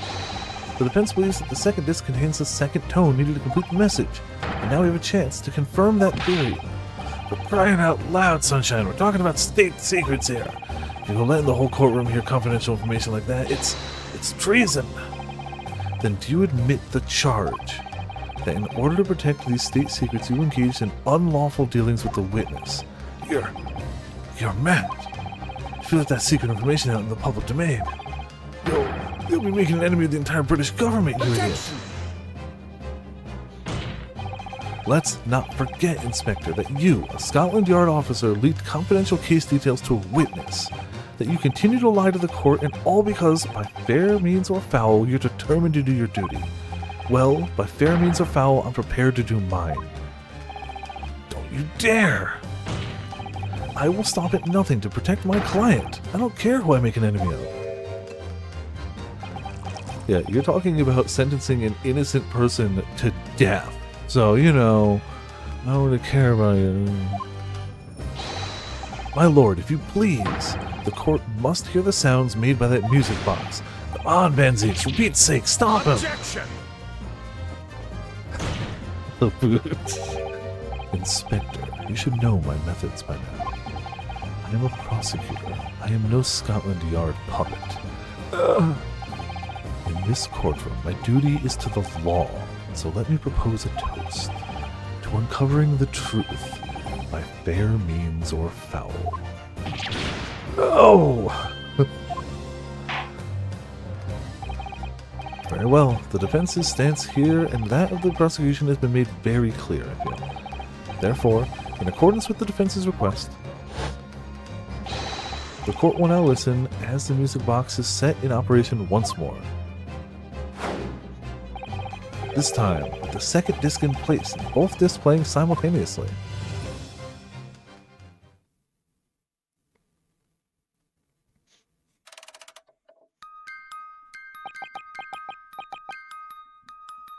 That sounds a lot more like Morse code to me. Oh, listen to that! It's unmistakable now. It's Morse code. Alright, I admit it. Whatever you want. But for the love of God, shut that blooming box up. I think it's too late.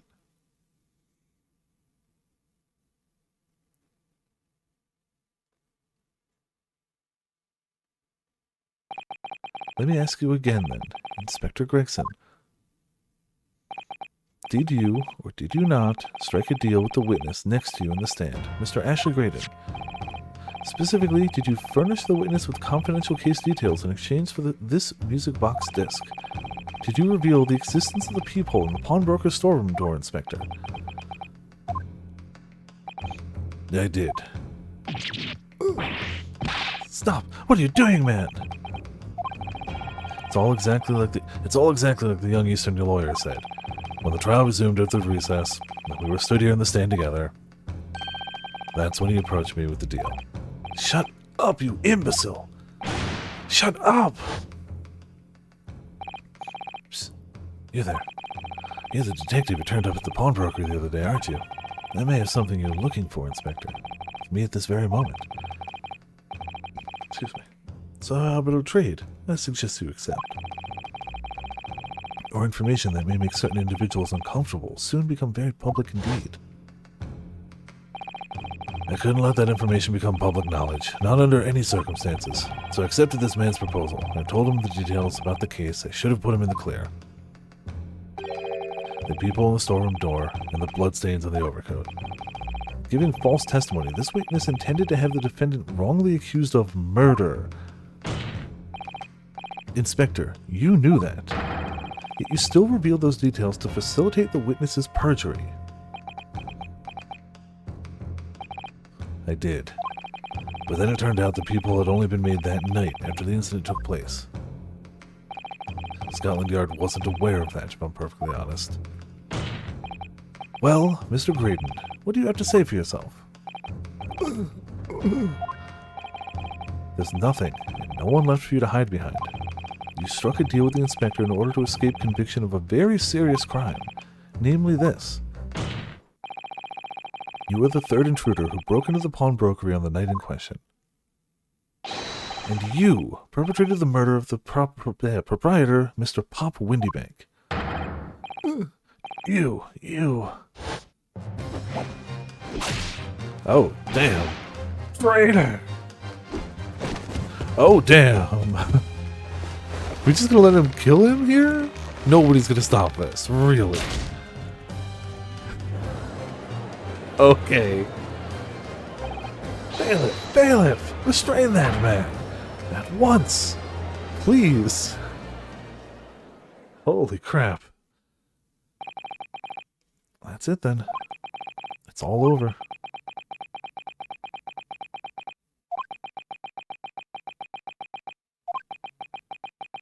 Yep, that's the sign of it being all over. I despised my life growing up. Those slums were vile places. I was cursed from birth, born into poverty, the son of a penniless artisan. My parents did nothing but quarrel all day long. What little money they had was never spent on me.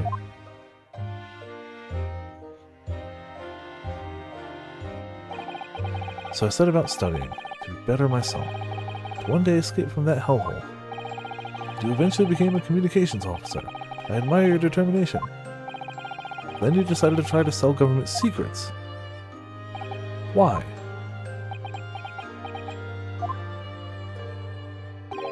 Isn't it obvious? Because I wanted money. Even now, years later, the nightmares of my life in the slums wake me in the small hours. I wanted to drown them out with more money than anyone who lived in that squalor could ever imagine. Then one day I met him. Mr. Magnus McGilded. You're a fiend with a queer talent, so you are. I have money to throw you away if you're interested. All you need do is go along with me little plan now. I was to steal the ministry's telegraphic message logs, and McGilded would buy them for a handsome sum. As I was responsible for inspections of the ministry's communications office, it was a simple enough task. The lure of the devil's offering is how easy it is to succumb. You must surely have realized the seriousness of the crime you were committing, and for that reason I took great lengths to ensure that my actions were untraceable by using the music box.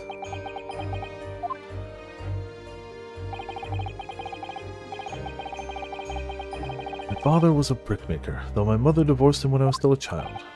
Yes, Mr. Mason Milverton. That's right, he was very skilled with his hands. He'd once been a music box maker's apprentice. I imagined his skills would be sufficient to create a machine that could generate Morse code, so I sought out my father again to employ his services.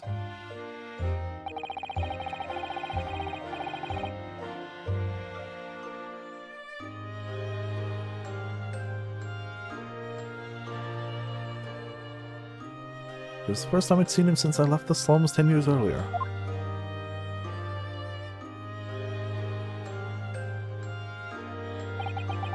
Look at you, Ashley. What a fine gent you've become, eh?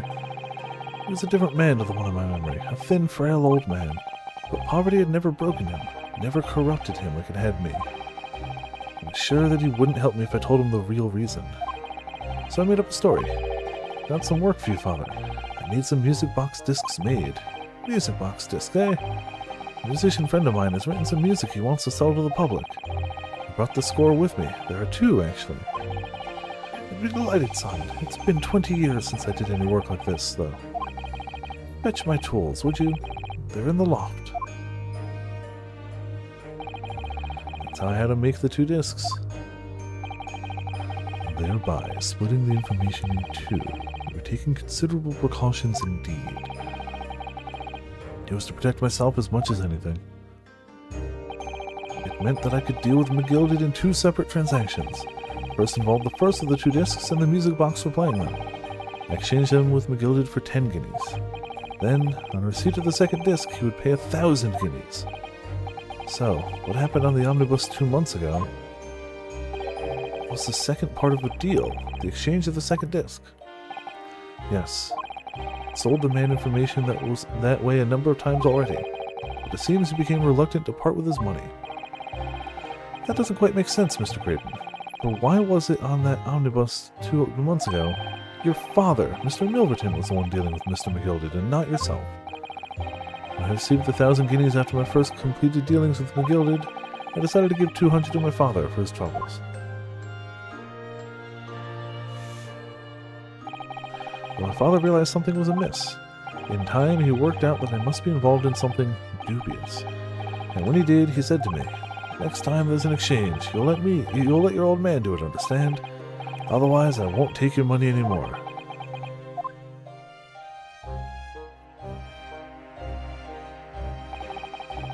That was my father's way of dealing with it, I suppose. Climb into the omnibus, hand over the second disc, and take the money from McGilded. That's it. He had no idea what was actually on the discs I'd asked him to make. They never knew. Just like I'll never know why everything went so horribly wrong that night.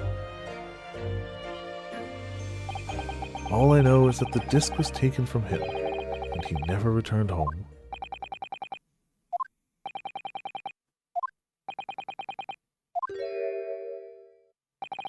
It was only then that I found out what sort of a monster McGilded really was. So after 10 years of not once uttering it, I swore in my father's name. To exact revenge. Revenge? As anyone with even the remotest knowledge of the man will no doubt be able to imagine, McGilded brought all his wealth and influence to bear in the most despicable of ways. To crush any semblance of justice in his trial. The crime scene was tampered with, evidence was fixed, and witnesses were bribed. The trial 2 months ago was a farce from start to finish. My feet had barely touched British soil back then. I walked into that hornet's nest completely unaware of the sinister background to it all. I'd made plenty of money out of my dealings with McGilded by then, so I spared nothing in my arrangements 2 months ago. I knew exactly who to hire. Excuse me. If you're willing to pay the price, there are people in the city willing to do anything you ask. McGilded himself had shown me that.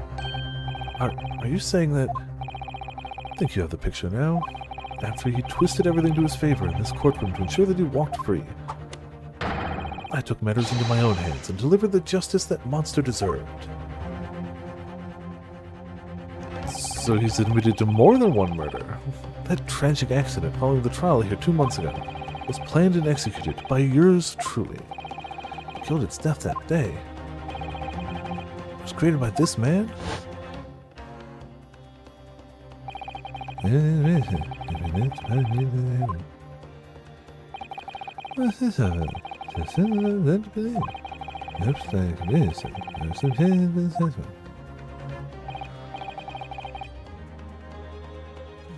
Must be making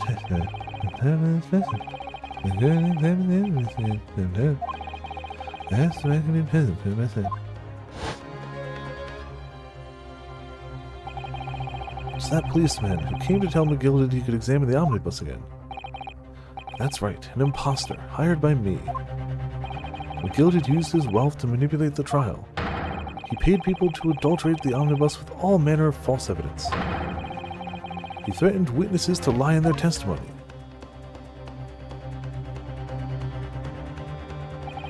So I gave the man a taste of his own medicine.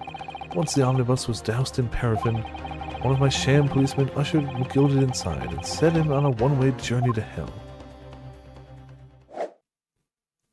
How did he fix his cane? An eye for an eye. That's how I avenged my father's death.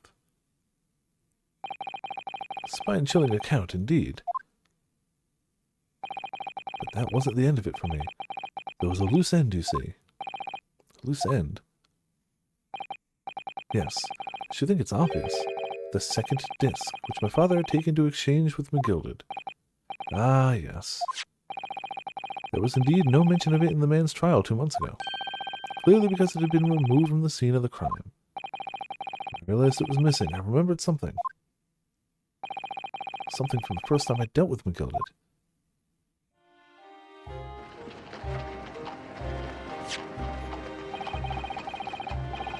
This is the first of the 2 discs, and the music box you need to play them. Well, look at that now. What an ingenious little invention. So then, as promised, 10 guineas for you, young man. But what's this? Windybank's pawnbrokery? Aye, 'tis a pawnbroker's ticket, so it is. You can use it to redeem an article I've deposited there for you. There's no need to give a name, just hand over the ticket and tell the fiend the watchword. I've put a jewel in pawn for you. How it'll fetch a good 10 guineas if you sell it sold well. Never heard of a pawnbrokery being used in quite that way before. Have you not, Mr. Green? London's pawnbrokeries are very useful places, you know. Each one is like an extremely secure vault.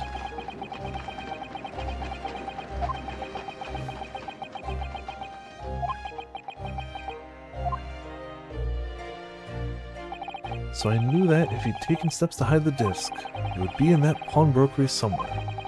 And that on the night he killed my father, he must have entrusted the ticket to someone. Yes, to Gina. I remember now. That's when we first met you at Windybanks when we first met you at Windybanks that afternoon 2 days ago, you had a description of Miss Lestrade written down. How did you know who you were looking for? From the trial, that pickpocket's testimony was clearly peculiar. Anybody could see that. I realized immediately that she was another of McGilded's pawns, that he must have threatened her somehow. I was fairly convinced it would be her who had the ticket, so I started to make some inquiries. I had a strong suspicion the girl would come out of the woodwork on the redemption deadline. He was absolutely right. And yes, sure enough, she did. All I needed to do was to wait until the girl went to Windybanks to redeem the articles, but unfortunately, she redeemed only McGilded's overcoat and the 1 disc that was in its pocket. The all-important music box with the 2nd disc inside was missing, because it had already been forfeited 2 days earlier. I was unaware of that fact. Had I not been, I could have avoided my nighttime excursion. Meanwhile, as our investigation into the stolen government secrets was progressing, we had picked up on the fact that McGilded was involved. Inspector, you've recovered fast. My orders were to recover the stolen information as quickly as possible, so we started gathering the fellow's possessions and examining whatever we could lay our hands on. We had a full-scale investigation going at the yard. We had to keep it as quiet as we could. Then, when the inspector here took the disc from me in the pawnbrokery that day, I became nervous. I was sure the music box and the second disc were still there in the shop somewhere. So I knew that it was a race against time. I had to find those articles before the police did. So that's what prompted you to break into the place that same night. With the help of your old friends, the Skulkin brothers. What happened that night in the pawnbrokery, I can only describe as a nightmare. While Nash and Ringo were searching the counter, I located the music box I'd sold to McGilded on the shelves of forfeited articles. And the second disc was inside. Yes, I slipped it into my pocket with a very deep sigh of relief. But then, something entirely unexpected happened. What are you doing in my shop?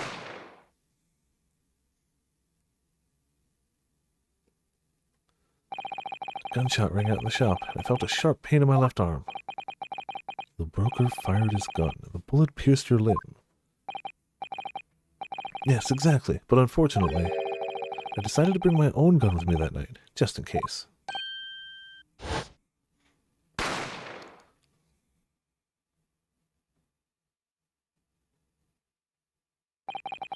Before I knew what was happening, I'd fired back. The man had already turned to flee. I hadn't intended to fire in his direction, much less kill him. But unfortunately for both of us, the bullet hit home. It struck him in the middle of his back as he fled through the storeroom door for refuge. A sorry, sorry tale. It all took place in the blink of an eye. I don't imagine Nash and Ringo even realized what had happened at first. I was terrified, so I fled. And that's the whole story. That's everything that happened at Windy Banks on that wretched night. So he's admitted to 2 murders, to high treason, and perjury. So yeah. Go ahead, jury. Still say guilty because you're idiots.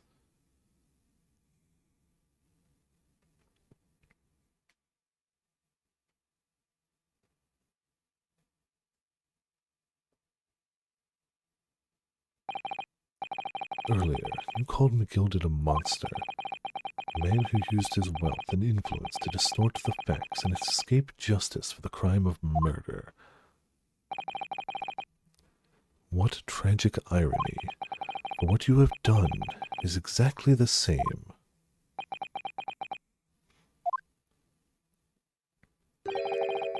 You've become the very monster you saw and despised so deeply in McGilded.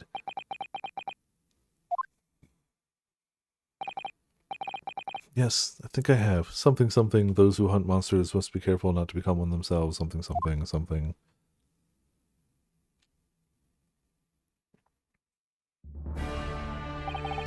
Well, this has been a long and exhausting trial. However, it would seem that at last we have arrived at the truth.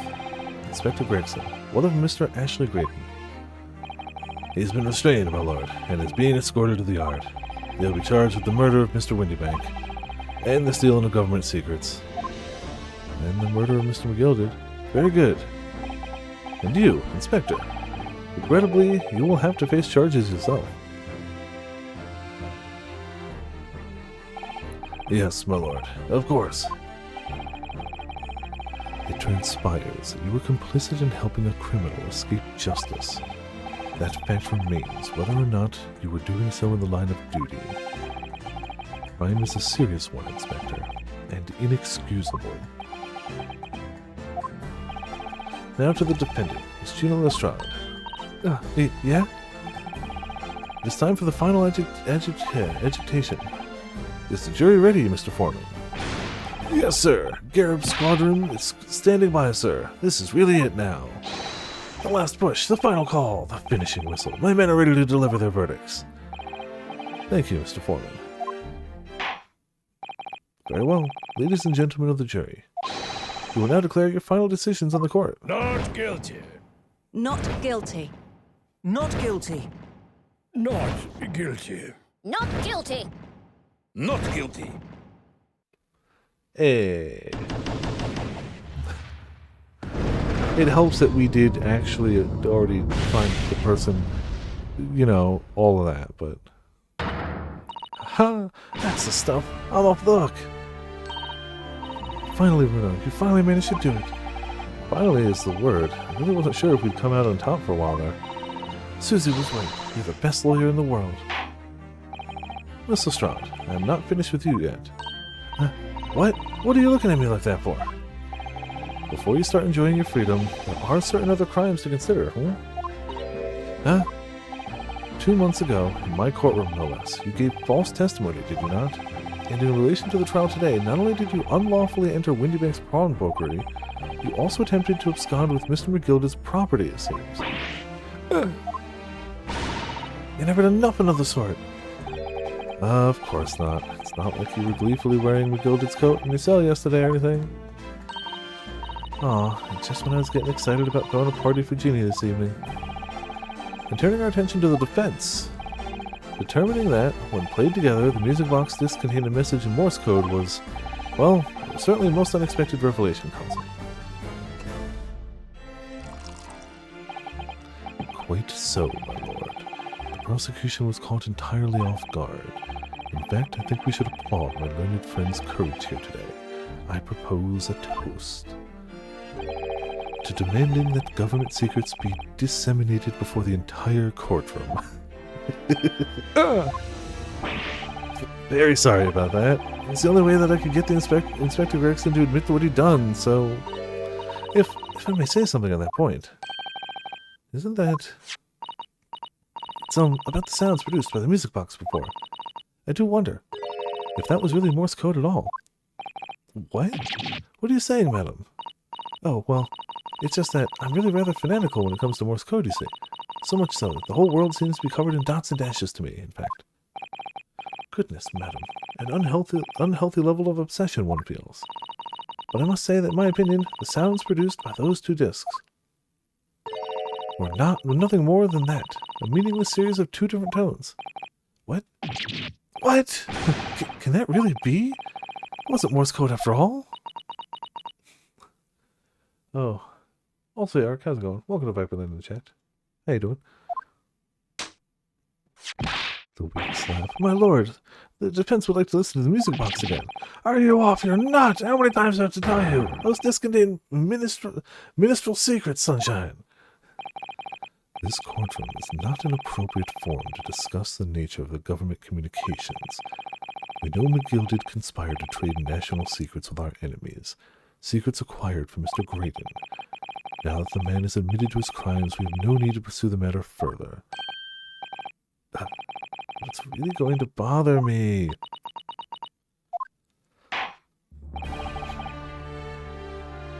Miss Lestrade. Yeah, my lord. That which you have seen today here in this courtroom has been extremely disturbing. Falsified evidence, intimidation, perjury, a grim catalogue of depravity. An appalling experience to befall any child.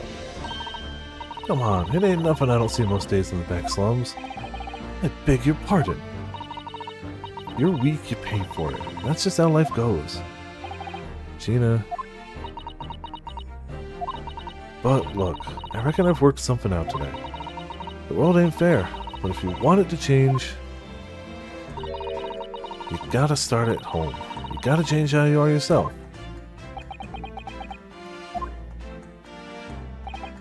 Well, that's a very laudable lesson, I would say.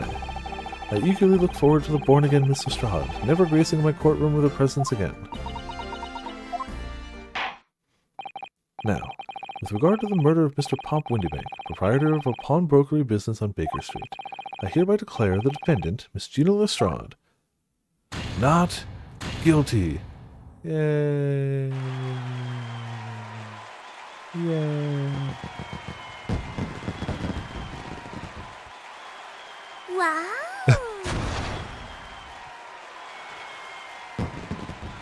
Of course he had a bigger firework loaded in there for just this opportunity. Of course. That is all. Court is adjourned.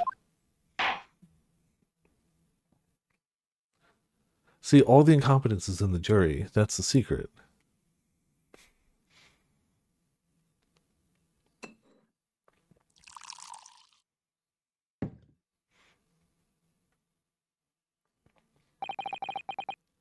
On a personal note, I must say you've surprised me, my Far Eastern friend. Oh! Despite being a Nipponese, you saw through the pretense to the malice that festered within that Englishman, and at the same time saw through the grime to the surprising heart of your English client. You have a curious talent for judging character, especially considering our very different cultures. That's true. So much more incompetence. I don't think there's anything curious about it. Whether we're from the Empire of Great Britain or the Empire of Japan, we're all human beings, not so very different on the inside. You know, I took this case for one very simple reason. To lock swords with you once again here in the courtroom. You did? When I encountered you for the first time 2 months ago, it reminded me of toasting friendship and trust with another Nipponese, only to find my trust betrayed. Through you, I hope to look into the eyes of the man I once knew and try to understand. You mentioned something similar earlier today, about total betrayal at the hands of the Japanese. What happened exactly? Also, hey Ochi, how's it going? I mean, you can't judge a Schwartz by its size, obviously. Man, Spaceballs is one of the classics of our time. Hard stop. Spaceballs. Too good. Yeah, no, we just talked about that earlier. I'd never noticed it either, but it was pointed out, the Grim Reaper with the 2 sights. Well, you may ask. And one day, when the time comes, you will learn the answer, whether you like it or not. Alright then, I'll wait for that day if I must.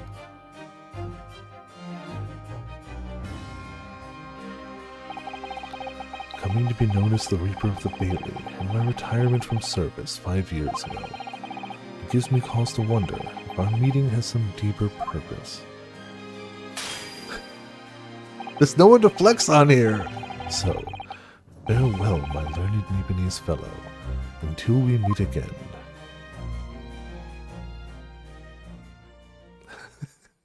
She's gone from suck to blow! That movie, man. Iconic. Just iconic. 17th April, 5:24 p.m., the Old Bailey Defendant's Antechamber. It's done. It's over at last. But where has Iris disappeared to? Ah, congratulations, Sheena. I knew it all along. I knew that you were innocent. Well, you did what you said, Mr. Nara Odo. You believed in me right up to the end. Yeah, for sure. You're as odd as your name. What's odd about it? I told you I had faith in you, didn't I? No one ever has before, see? Kept a promise, I mean, properly. That's awful. I figured something out today. All my life, growing up in the slums, never trusted no one. But that's just because I've been scared of being stabbed in the back. I mean, the more you trust someone, the more it hurts when they let you down. Yes, I think I can understand that. After all, I had a taste of it in that trial 2 months ago. Chose to trust someone and paid for it. That betrayal left a big scar. You know though, Gina, I worked something out quite recently too. Trusting in someone else is really an exercise in learning to trust yourself.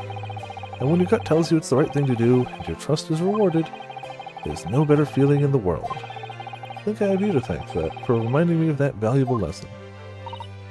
Oh, well, if you say so.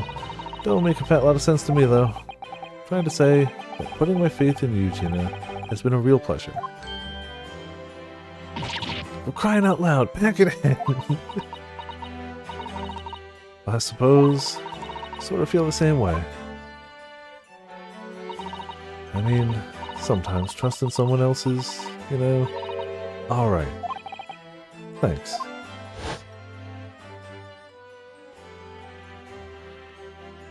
This is the way I see it, Ryunosuke.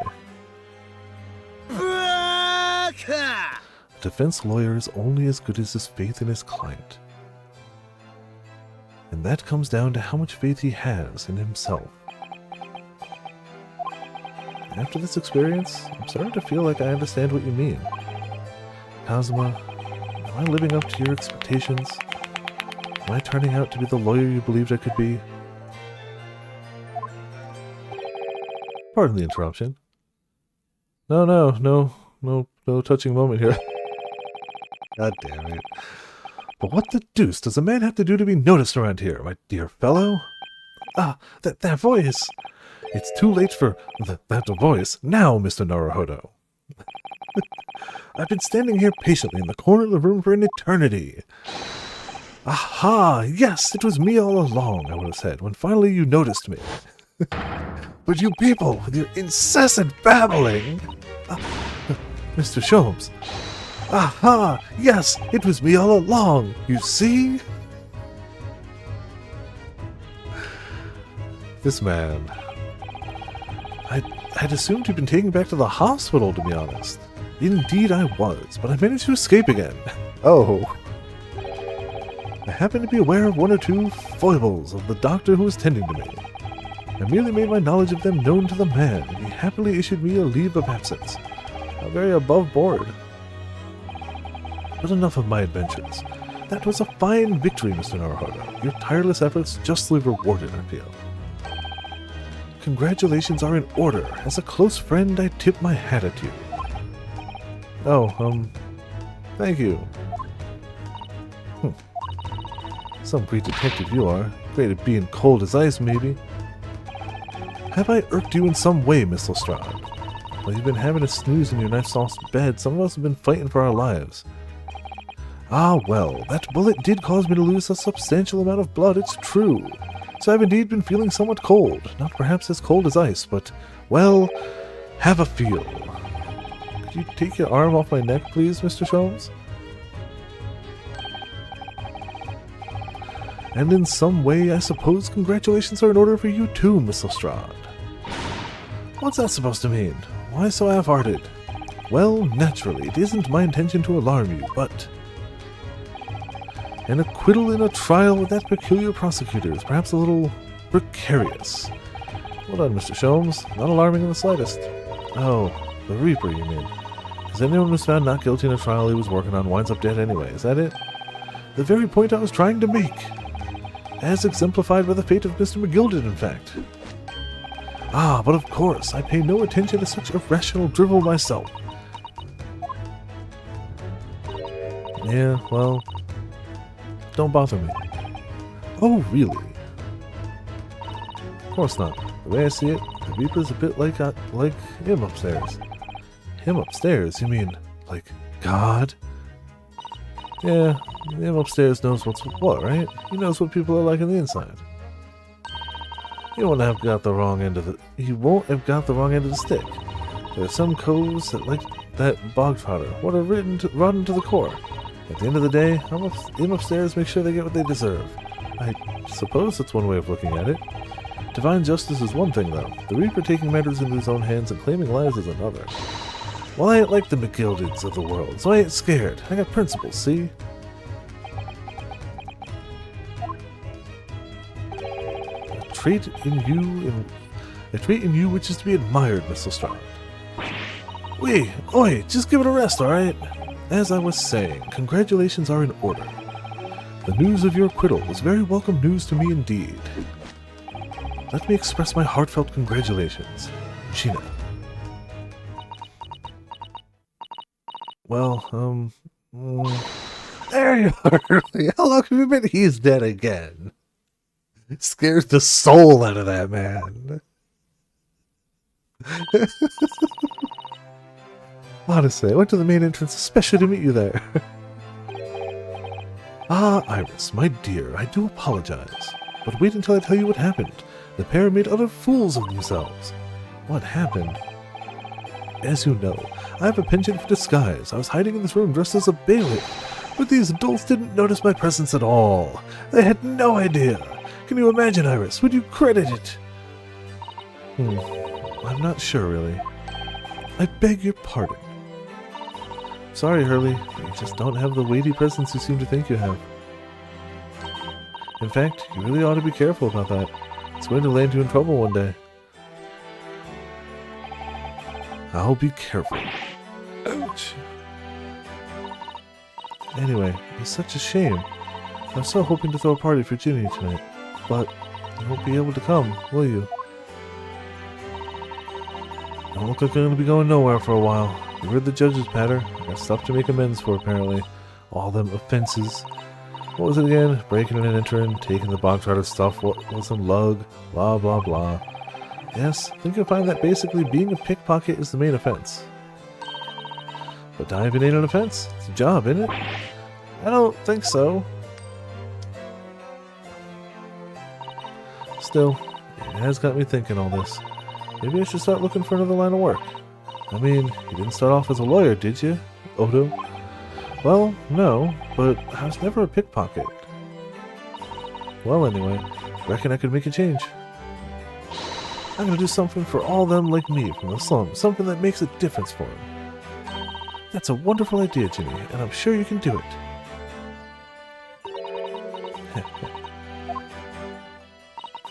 What is it?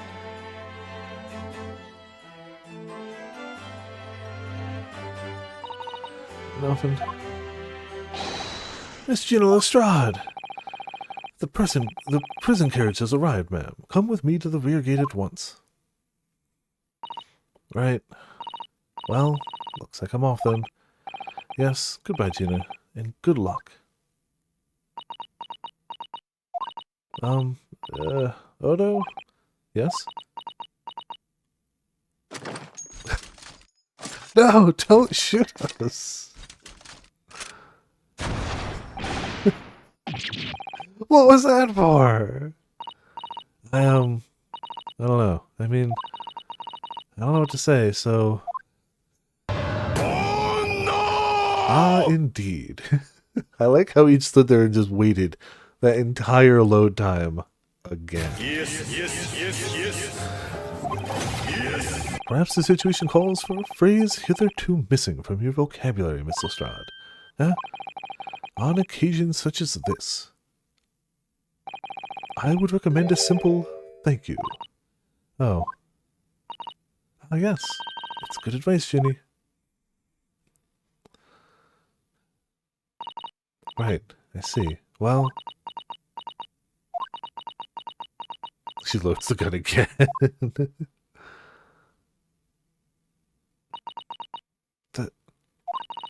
Thanks, Odo.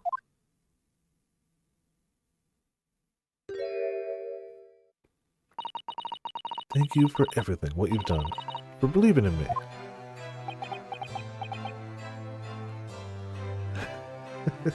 That's true, the gun has many uses. Not at all. In fact, that should be my line. Thank you, Gina. Yep, she can smile. It is possible. It happens. It happened. Well, there she goes. Wonder if I'll ever see her again. Well, well, quite the indomitable pit purse. Oh, I nearly forgot. I bought a paper outside. It's a special edition, and this trial is all over the front page. Pickpocket's innocence proven. Isn't that wonderful? You should have shown it to Gina, Iris. She would have been thrilled. Oh no, how silly of me. Ah, but anyway, would you like the good news or the bad news? Not again. Well, what do you say, Bruno? Hurley? As usual, I think I'd rather get the bad news out of the way first.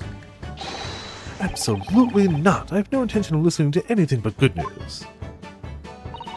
And there you have it. How people answer that question says a lot about them, doesn't it? Let's not go there. Alright then, maybe let's start with the good news this time. The rain has finally stopped. It was a record level of rainfall, apparently. Well, that is good news indeed. We can journey back in greater comfort. Alright then, what's the bad news? The huge storm has left the seas very choppy. The channel in particular is awful, so sailings out of Dover have been delayed by a day or more. Wait, Dover? That's right, if we head to the station immediately. We may still make it in time to wave Susie off. But... There won't be a train, surely. We couldn't be that lucky. Who do you think I am, Mr. Naruhodo? Mr. Sholmes? I rushed to Victoria Station earlier and made arrangements for a special express. If we hurry now, we shall be there in time for dinner. And I know of a finer restaurant that serves the most delicious baked sole. I don't... The great detective does it again! Indeed he does. I happen to be aware of a number of the rail transport director's foibles. He's just got blackmail on everyone. Wyatt, I merely made my knowledge of them known to the man, and he happily laid on the locomotive. Elementary. Just an idea, but it might be wise to stop manipulating people that way. What are we waiting for then? To London, Victoria. I've got blackmail on every person in London. 18th April, 5:32 a.m. Port of Dover, Quayside. That took somewhat longer than I had anticipated. Susie's boat must be about to leave now. Miss Susato, where are you? Oh. Over there! Look! Looks like she's reading something. Hold it! Miss Susato, wait! What are you doing? She drops it by mistake. Mr. Naruhodo, what are you doing here? We came as soon as we could after the trial. I mean, we heard that sailings were being delayed due to the bad weather, you see. Oh, I see. Then tell me, how did Gina's trial go? It went well. She was acquitted.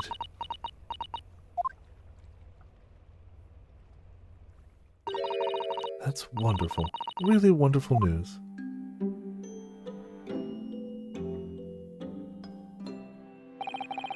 The book you were about to throw into the sea. It was your Encyclopedia of British Law, wasn't it? Oh dear. I was hoping you hadn't seen that. I'm not worthy of practicing law in any way now, so I was saying my final farewell. You were saying goodbye to law? You? Susato-san? Would I be correct in assuming it's because of the peephole, Miss Susato? I deliberately altered the scene of a crime, and then I tried to hide the fact. What I did is utterly unforgivable. That reminds me. How did you even come to have this, Susie? On the evening of the incident, Mr. Sholmes had invited Gina to dinner, if you remember. Oh yes, we had a wonderful time. Well, Gina gave us a little introductory lesson, didn't she?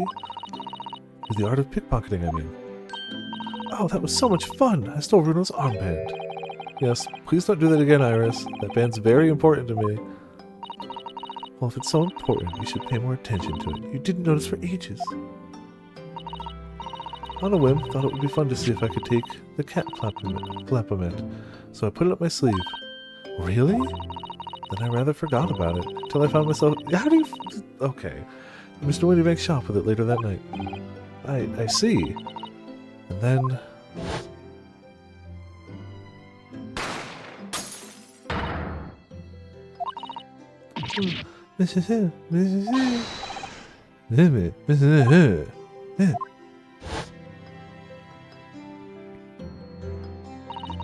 After Mr. Naruhodo had left the shop, I started to think. That door started to play in my mind. The storeroom door, you mean? Yes. If Gina was anywhere in the shop, I realized it could only be behind that door. And at that moment, the little device that I had up my sleeve sprang to mind. I was so worried about Gina, I simply had to know. So, I used the cat flapament to make the peephole in the door.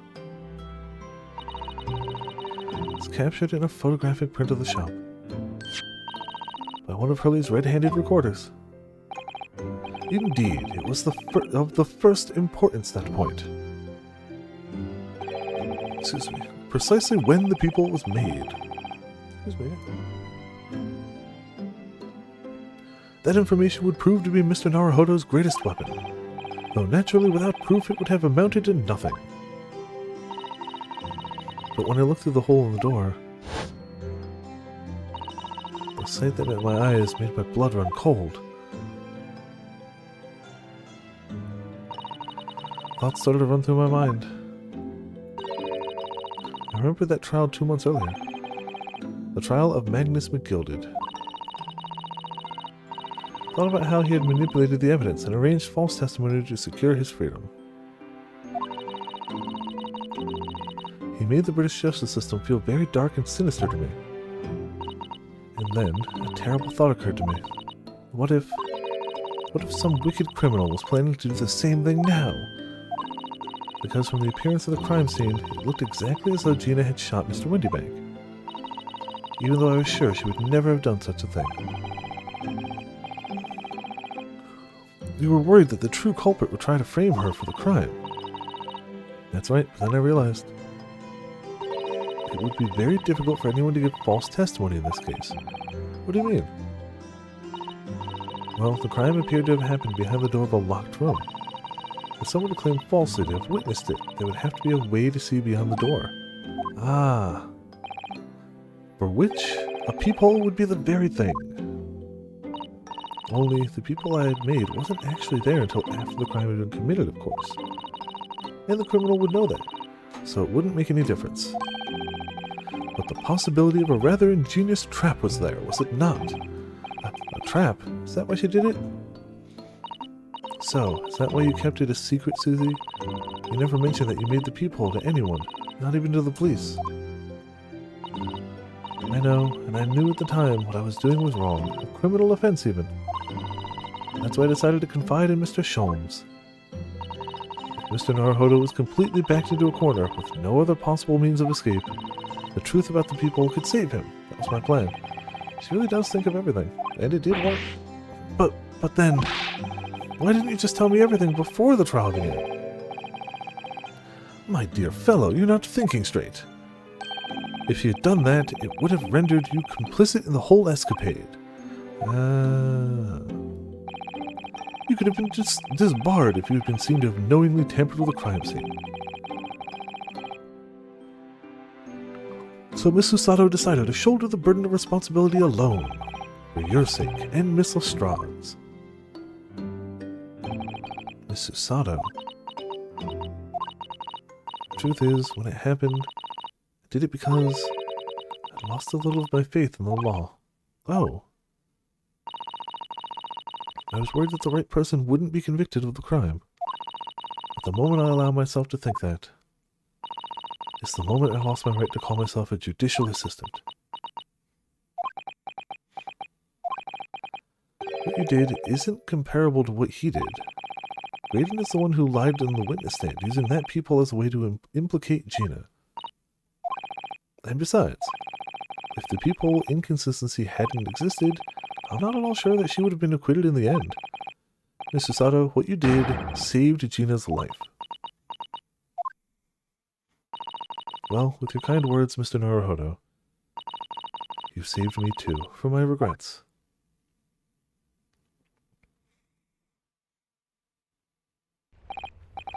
Well, we must all be thankful that Miss Lestrade's freedom has been assured. Yes, exactly. Although some of the loose ends in that trial will continue to play in my mind, I'm sure. But the revelation that the music box disc contained secret messages, Mr. Naruhodo. What a triumph to work that out. I'm full of admiration. Well, actually, the argument wasn't quite as compelling as I thought it was. Oh, it wasn't. There was a communications officer among the jury members, you see, a telegraph operator. And she said that the majority of the sounds on the disc were just meaningless tones. As one would expect, after all, we are talking about secret government communications. No doubt they were written in cipher to avoid being readily understood should they have been intercepted. In cipher, I see. So then we can never have hoped to understand the message anyway. Nonsense, my dear fellow. It's quite a zero-pipe problem, I assure you. Zero-pipe problem?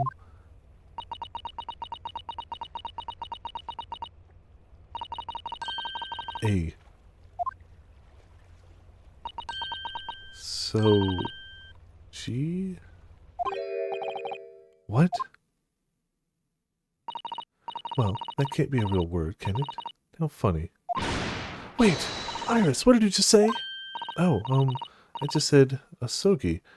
Yeah, that's not a real word in English. Does that word mean something to you? Means something.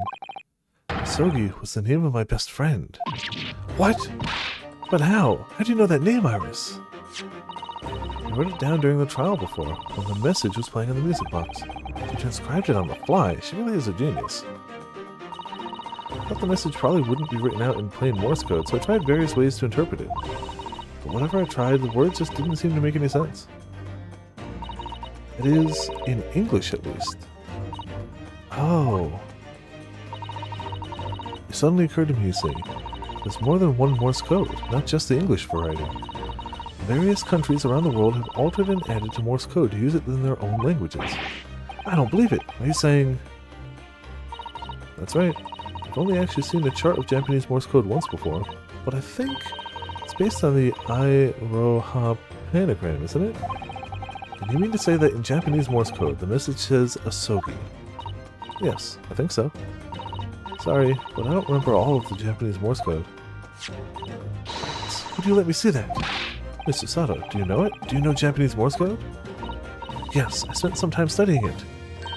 Because I'm quite sure Morse code will become ever more important for international communications. Then might I recommend, my dear madam, that you focus your efforts on the English version. Be that as it may, Iris, show me the message, please. Of course.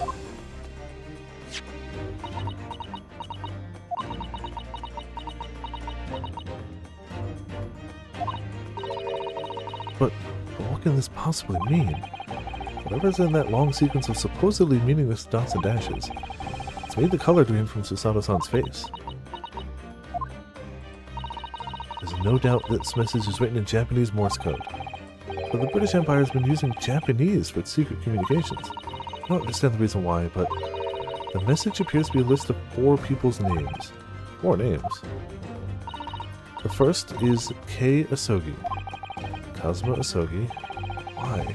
Why was his name on that disc? The second is A. Shin. Shin? I don't recognize that name. The third is T. Gregson. Gregson?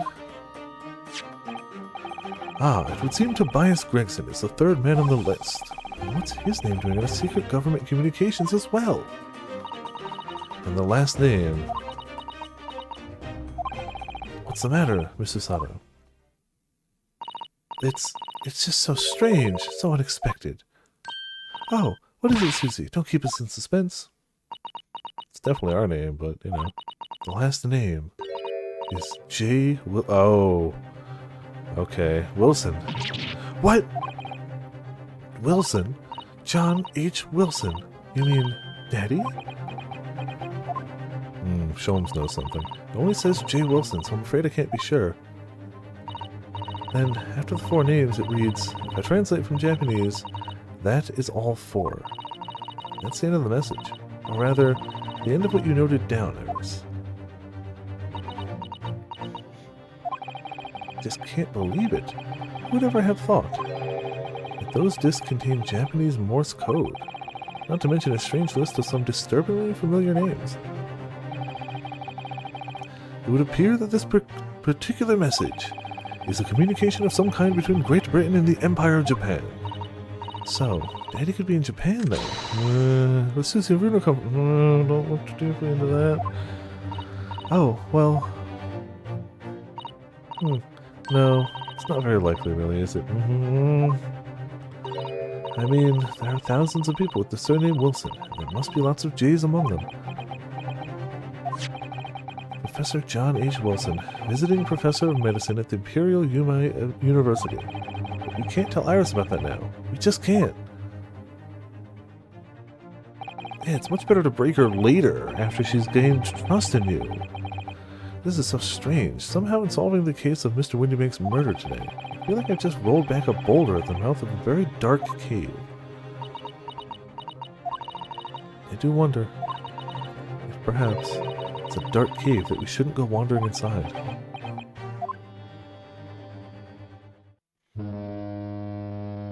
Honk.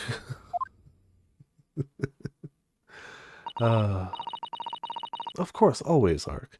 Oh dear, the ship is going to set sail soon. Yes, seems so. I'll sail on that steamship first to the port of Dunkirk in France. Then I'll change onto a larger passenger vessel bound for Japan. You're really going then, Susie? We wish you a safe passage, Miss Susato. Thank you so much. I wish all of you the very best. Miss Susato, I had hoped to have you always at my side, to guide me and support me. Mr. Naruhodo, please, come back soon. As far as I'm concerned, you really are the very best judicial assistant in the world. I'm quite sure I'll be back before you know it. Really, Susie? Oh, now don't forget, Iris. I made you a promise I've yet to fulfill. A promise? About your manuscript. Ah, oh yes. The Hound of the Baskervilles. Well, I'll be waiting for you then, Susie. A promise is a promise. Definitely, Iris. That would be pretty good. Mr. Naruhodo. Yes? Do you remember the first time we met? Yes, of course. On the SS Bureau, when I was dragged out from that wardrobe, still half asleep. If I remember rightly, you threw me halfway across the cabin with a Susato takedown. You know very well that I'm talking about after that. It's strange, but being thrown together as we were in that case, I somehow felt straight away that you were the perfect person to continue Kazuma-sama's great legacy. Miss Susato. My instincts were right. I really want to believe. No, I'm sure that. I'll be back soon. Farewell until then.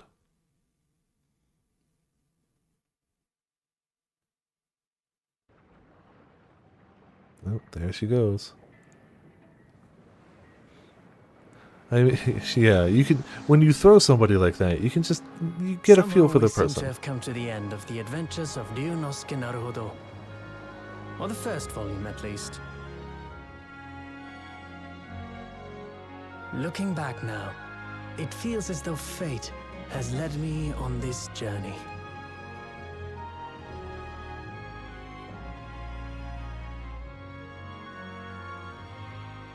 Fate led me to becoming a lawyer, to traveling halfway around the world, to meeting the great detective. I'm sure there'll be trials and tribulations ahead. Of course there will. Trials and we finished the first game. Whatever happens. Also, hey, Pots, how's it going? Welcome to Viperland I'll be able Chat. to turn my fortunes around. Of course. After all, I have the greatest friends in the world on my side. You have no idea how much this guy bots. You have no idea. Oh boy. So much of this guy. And that's only the first of 2 games. So. Ah yes, Mr. Naruhodo.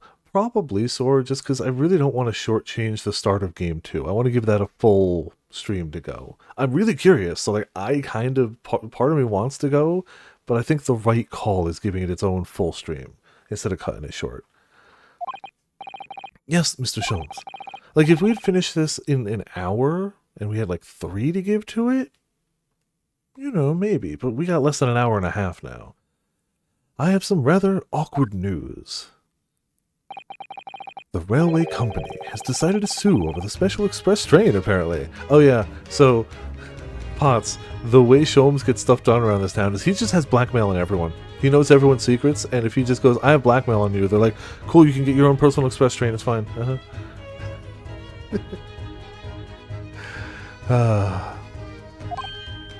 Huh? It caused such a commotion on the line, all the other trains had to wait at stations. But really, we would never have made it to Dover in time otherwise. Anyway, I explained everything, and how it was all your fault. Huh? I believe a formal complaint should be delivered to your office tomorrow. But not to worry, my dear fellow. According to Miss Susada, you love defending yourself in court. It's alright, I'm perfectly happy to testify. He really didn't look like the sort of man who'd do something so outrageous. See? They want me dead. They want me dead. Mr. Sholmes. Shove him into the ocean. Yes. A word, if you don't mind. Shove him into the ocean. Why, certainly. Any word you'd like. Bellow it out, my dear fellow. Oh, yes, I love Bruno's words, and I know just the one he'll use here. Then, I really must say... Objection! Yeah, I mean, you gotta end on an objection. That was really good. I'm really looking forward to part 2. But that was already really damn good. Seeing him, like, start less than nothing as a lawyer and really grow into it, the animation's really selling stuff. Like, getting the spin on him, the music's always phenomenal, but that's just a given. Ace Attorney music, I mean, it still needs to be said how good the music is. In the following weeks, hundreds of music boxes arrived at Baker Street. Something was afoot. Though it transpired I had ordered them all Yeah, of course you did. So I advertised them for sale, with views by Mr. Sholmes to solve an important case. And the money I had burnt, consulting detective work, pays a pittance by comparison. He learned that you make more money selling merch than anything. Yeah, he got to fight a vampire. I haven't slept a wink. This manuscript is due tomorrow now. When I'm this busy, Hurley usually cooks me breakfast. Well, cooks is an overstatement. With some dry toast and insipid coffee. I do miss Susie and her lovely Japanese breakfasts. See? Music. Fantastic. Very good. A++. Phenomenal. As always. All Ace Attorney. Witness! Your testimony is riddled with contradictions! Exactly. Rare coincide and arrest takes themselves. Well, Adionosa knows his father is an innocent man. Witness, my courtroom is no place for your petty arguments. Forget half the voices I used. Body pillow allegations. Having delivered the Russian dancer to shore in Shanghai, I laid low in the steamship for a while.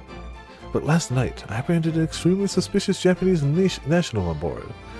I've done nothing wrong! All I did was give Wagai's offspring refuge in my pocket. A man brings some kittens on board, and suddenly, he's a hardened criminal. It's not fair!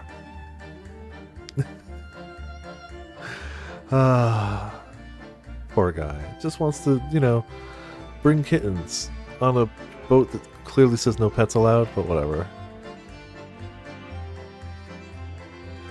Scientific investigation will be the gold standard for policing in the new age. I dream of a world governed by the tenets of order and discipline, like a great clock in fact, whose hundreds of parts mesh together in perfect unison. Now, if you'll excuse me, I have but 2 minutes and 37 seconds until my next appointment.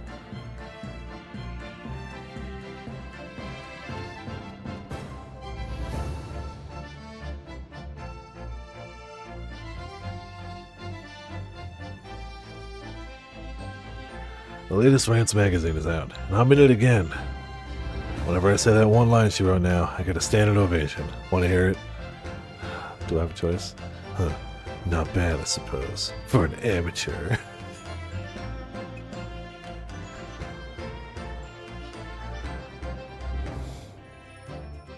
Her ladyship puts me to shame. Character animations. A++. Always. Always, always. Yes, Leo Whitefang.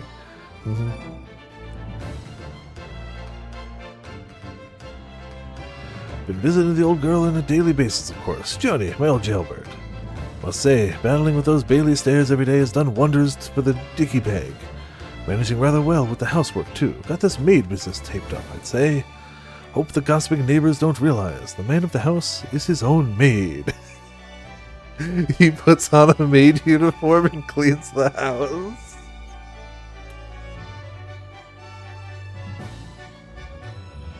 You can't be seen to not have a maid, then you're poor. My Rolly is back on the beat again, all thanks to the Reaper. There's nothing I enjoy more these days than hunting out small change in the gutter. With better Bobby now, looking out for Londoners that dropped their happiness, and my lovely wife. Oh, Pat. Oh, Rolly. Help.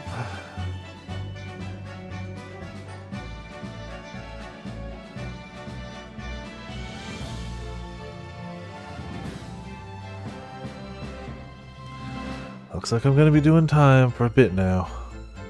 But Iris comes every day for a netter, so it ain't too boring. She's always going on about all them cases what Sholmes is looking into. Criminal investigations are kinda interesting when you get into them. Yeah, she's not guilty of murder, but she did steal from a bunch of people and lie in her testimony in the first case, so she's in jail for a bit. Yes, I renounced my upbringing and chose a life of sophisticated crime. With regrets, please. Give over, bro. That ain't the Ash we used to know. We got time in here to plan the comeback of Milverton and Skulkin's milk run, right? The three musky whatsits milking the neighborhood for all it's worth.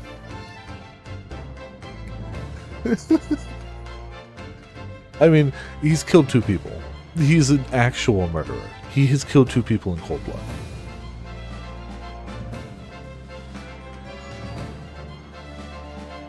The other 2 are kind of lowly criminals, so, you know, they're kind of fun.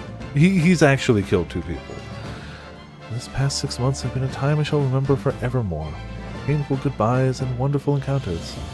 Come to realize that's what life is all about. Naruhodo-san, I promise. Your assistant will return to you one day. But for now, leave you with many memories and a heartfelt wish that life will treat you well. Yeah. Yeah. I mean, you're not wrong, Pots. You're not wrong. But it's Wario and Waluigi. Otherwise, not wrong.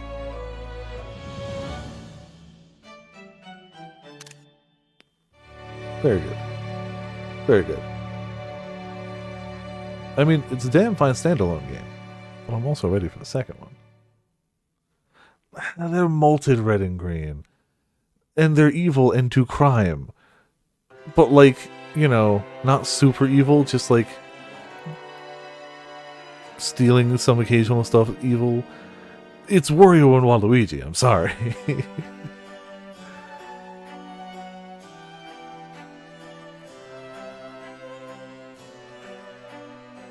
Guess we're gonna wander. Ah, that bastard.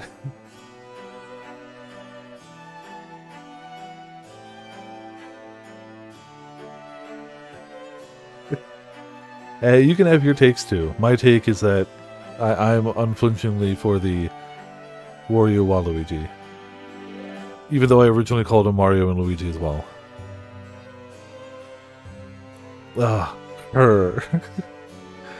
Her. She's gonna have to come back into the play because she murdered Iris's dad. So, like, that's gonna come back into things. But also, yeah, she will always be remembered as Shut Up Girl. Which is, yeah, for good reason. Yes, the Russians. Well, 2 of the Russians. There was one more that was a juror, but you know.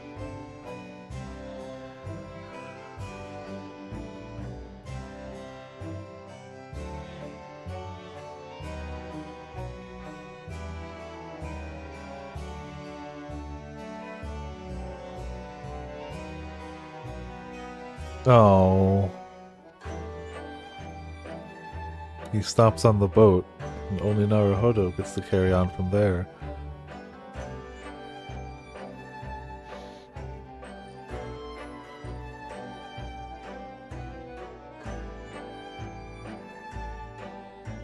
Yeah. Ghost Stricken RE Engine. Powerful. RE Engine is powerful.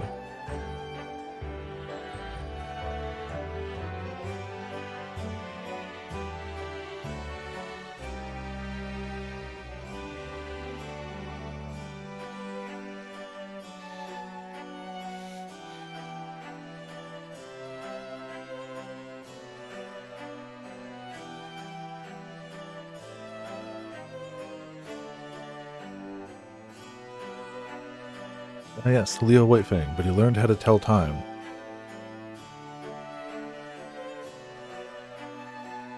Bailiffs. Those three witnesses. Excuse me. That bastard. Very evil bastard.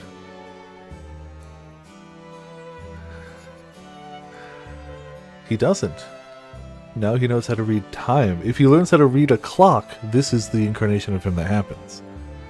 If he learns how to read a book, something else happens. To be determined. I'm not sure what that version of him would be like. Sholmes. Always Sholmes. Haven't you noticed? Haven't you picked up on the fact that the lane is just dunking on Leo Whitefang? That's the lane. I'm in my lane. I've picked it and stayed true. He's done nothing to me. At all. And I've chosen to dunk on him forever. It's a hard path, but I've chosen to follow it.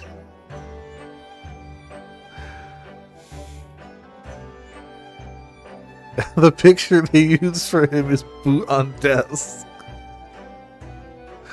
Oh, good. Good. Wonderful. Ah. Gotta strike the poses. It's important. Yeah, we get a Gina smile at the end.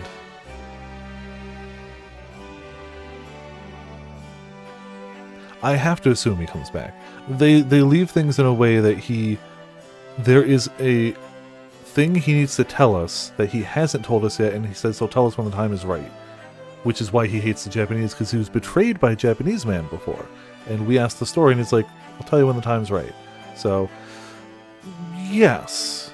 And his racism comes from being deeply betrayed by another person previously. And he's at least starting to see that, like, no, maybe it was just that guy. But he still hasn't told us the story. So, like, I think he's coming back in the second game. I don't know for sure, but it would make a ton of sense for him to come back in the second game. I also hope they introduce us to someone else too, along with him, because the prosecutors are always insane.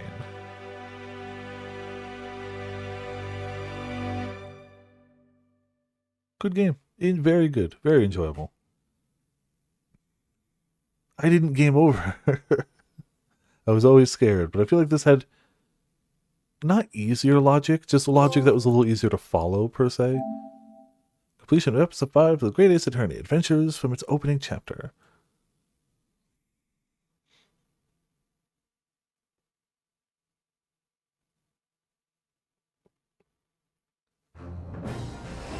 Yeah, of course. No, well, next year, you know, in a year or two, we'll start the second game.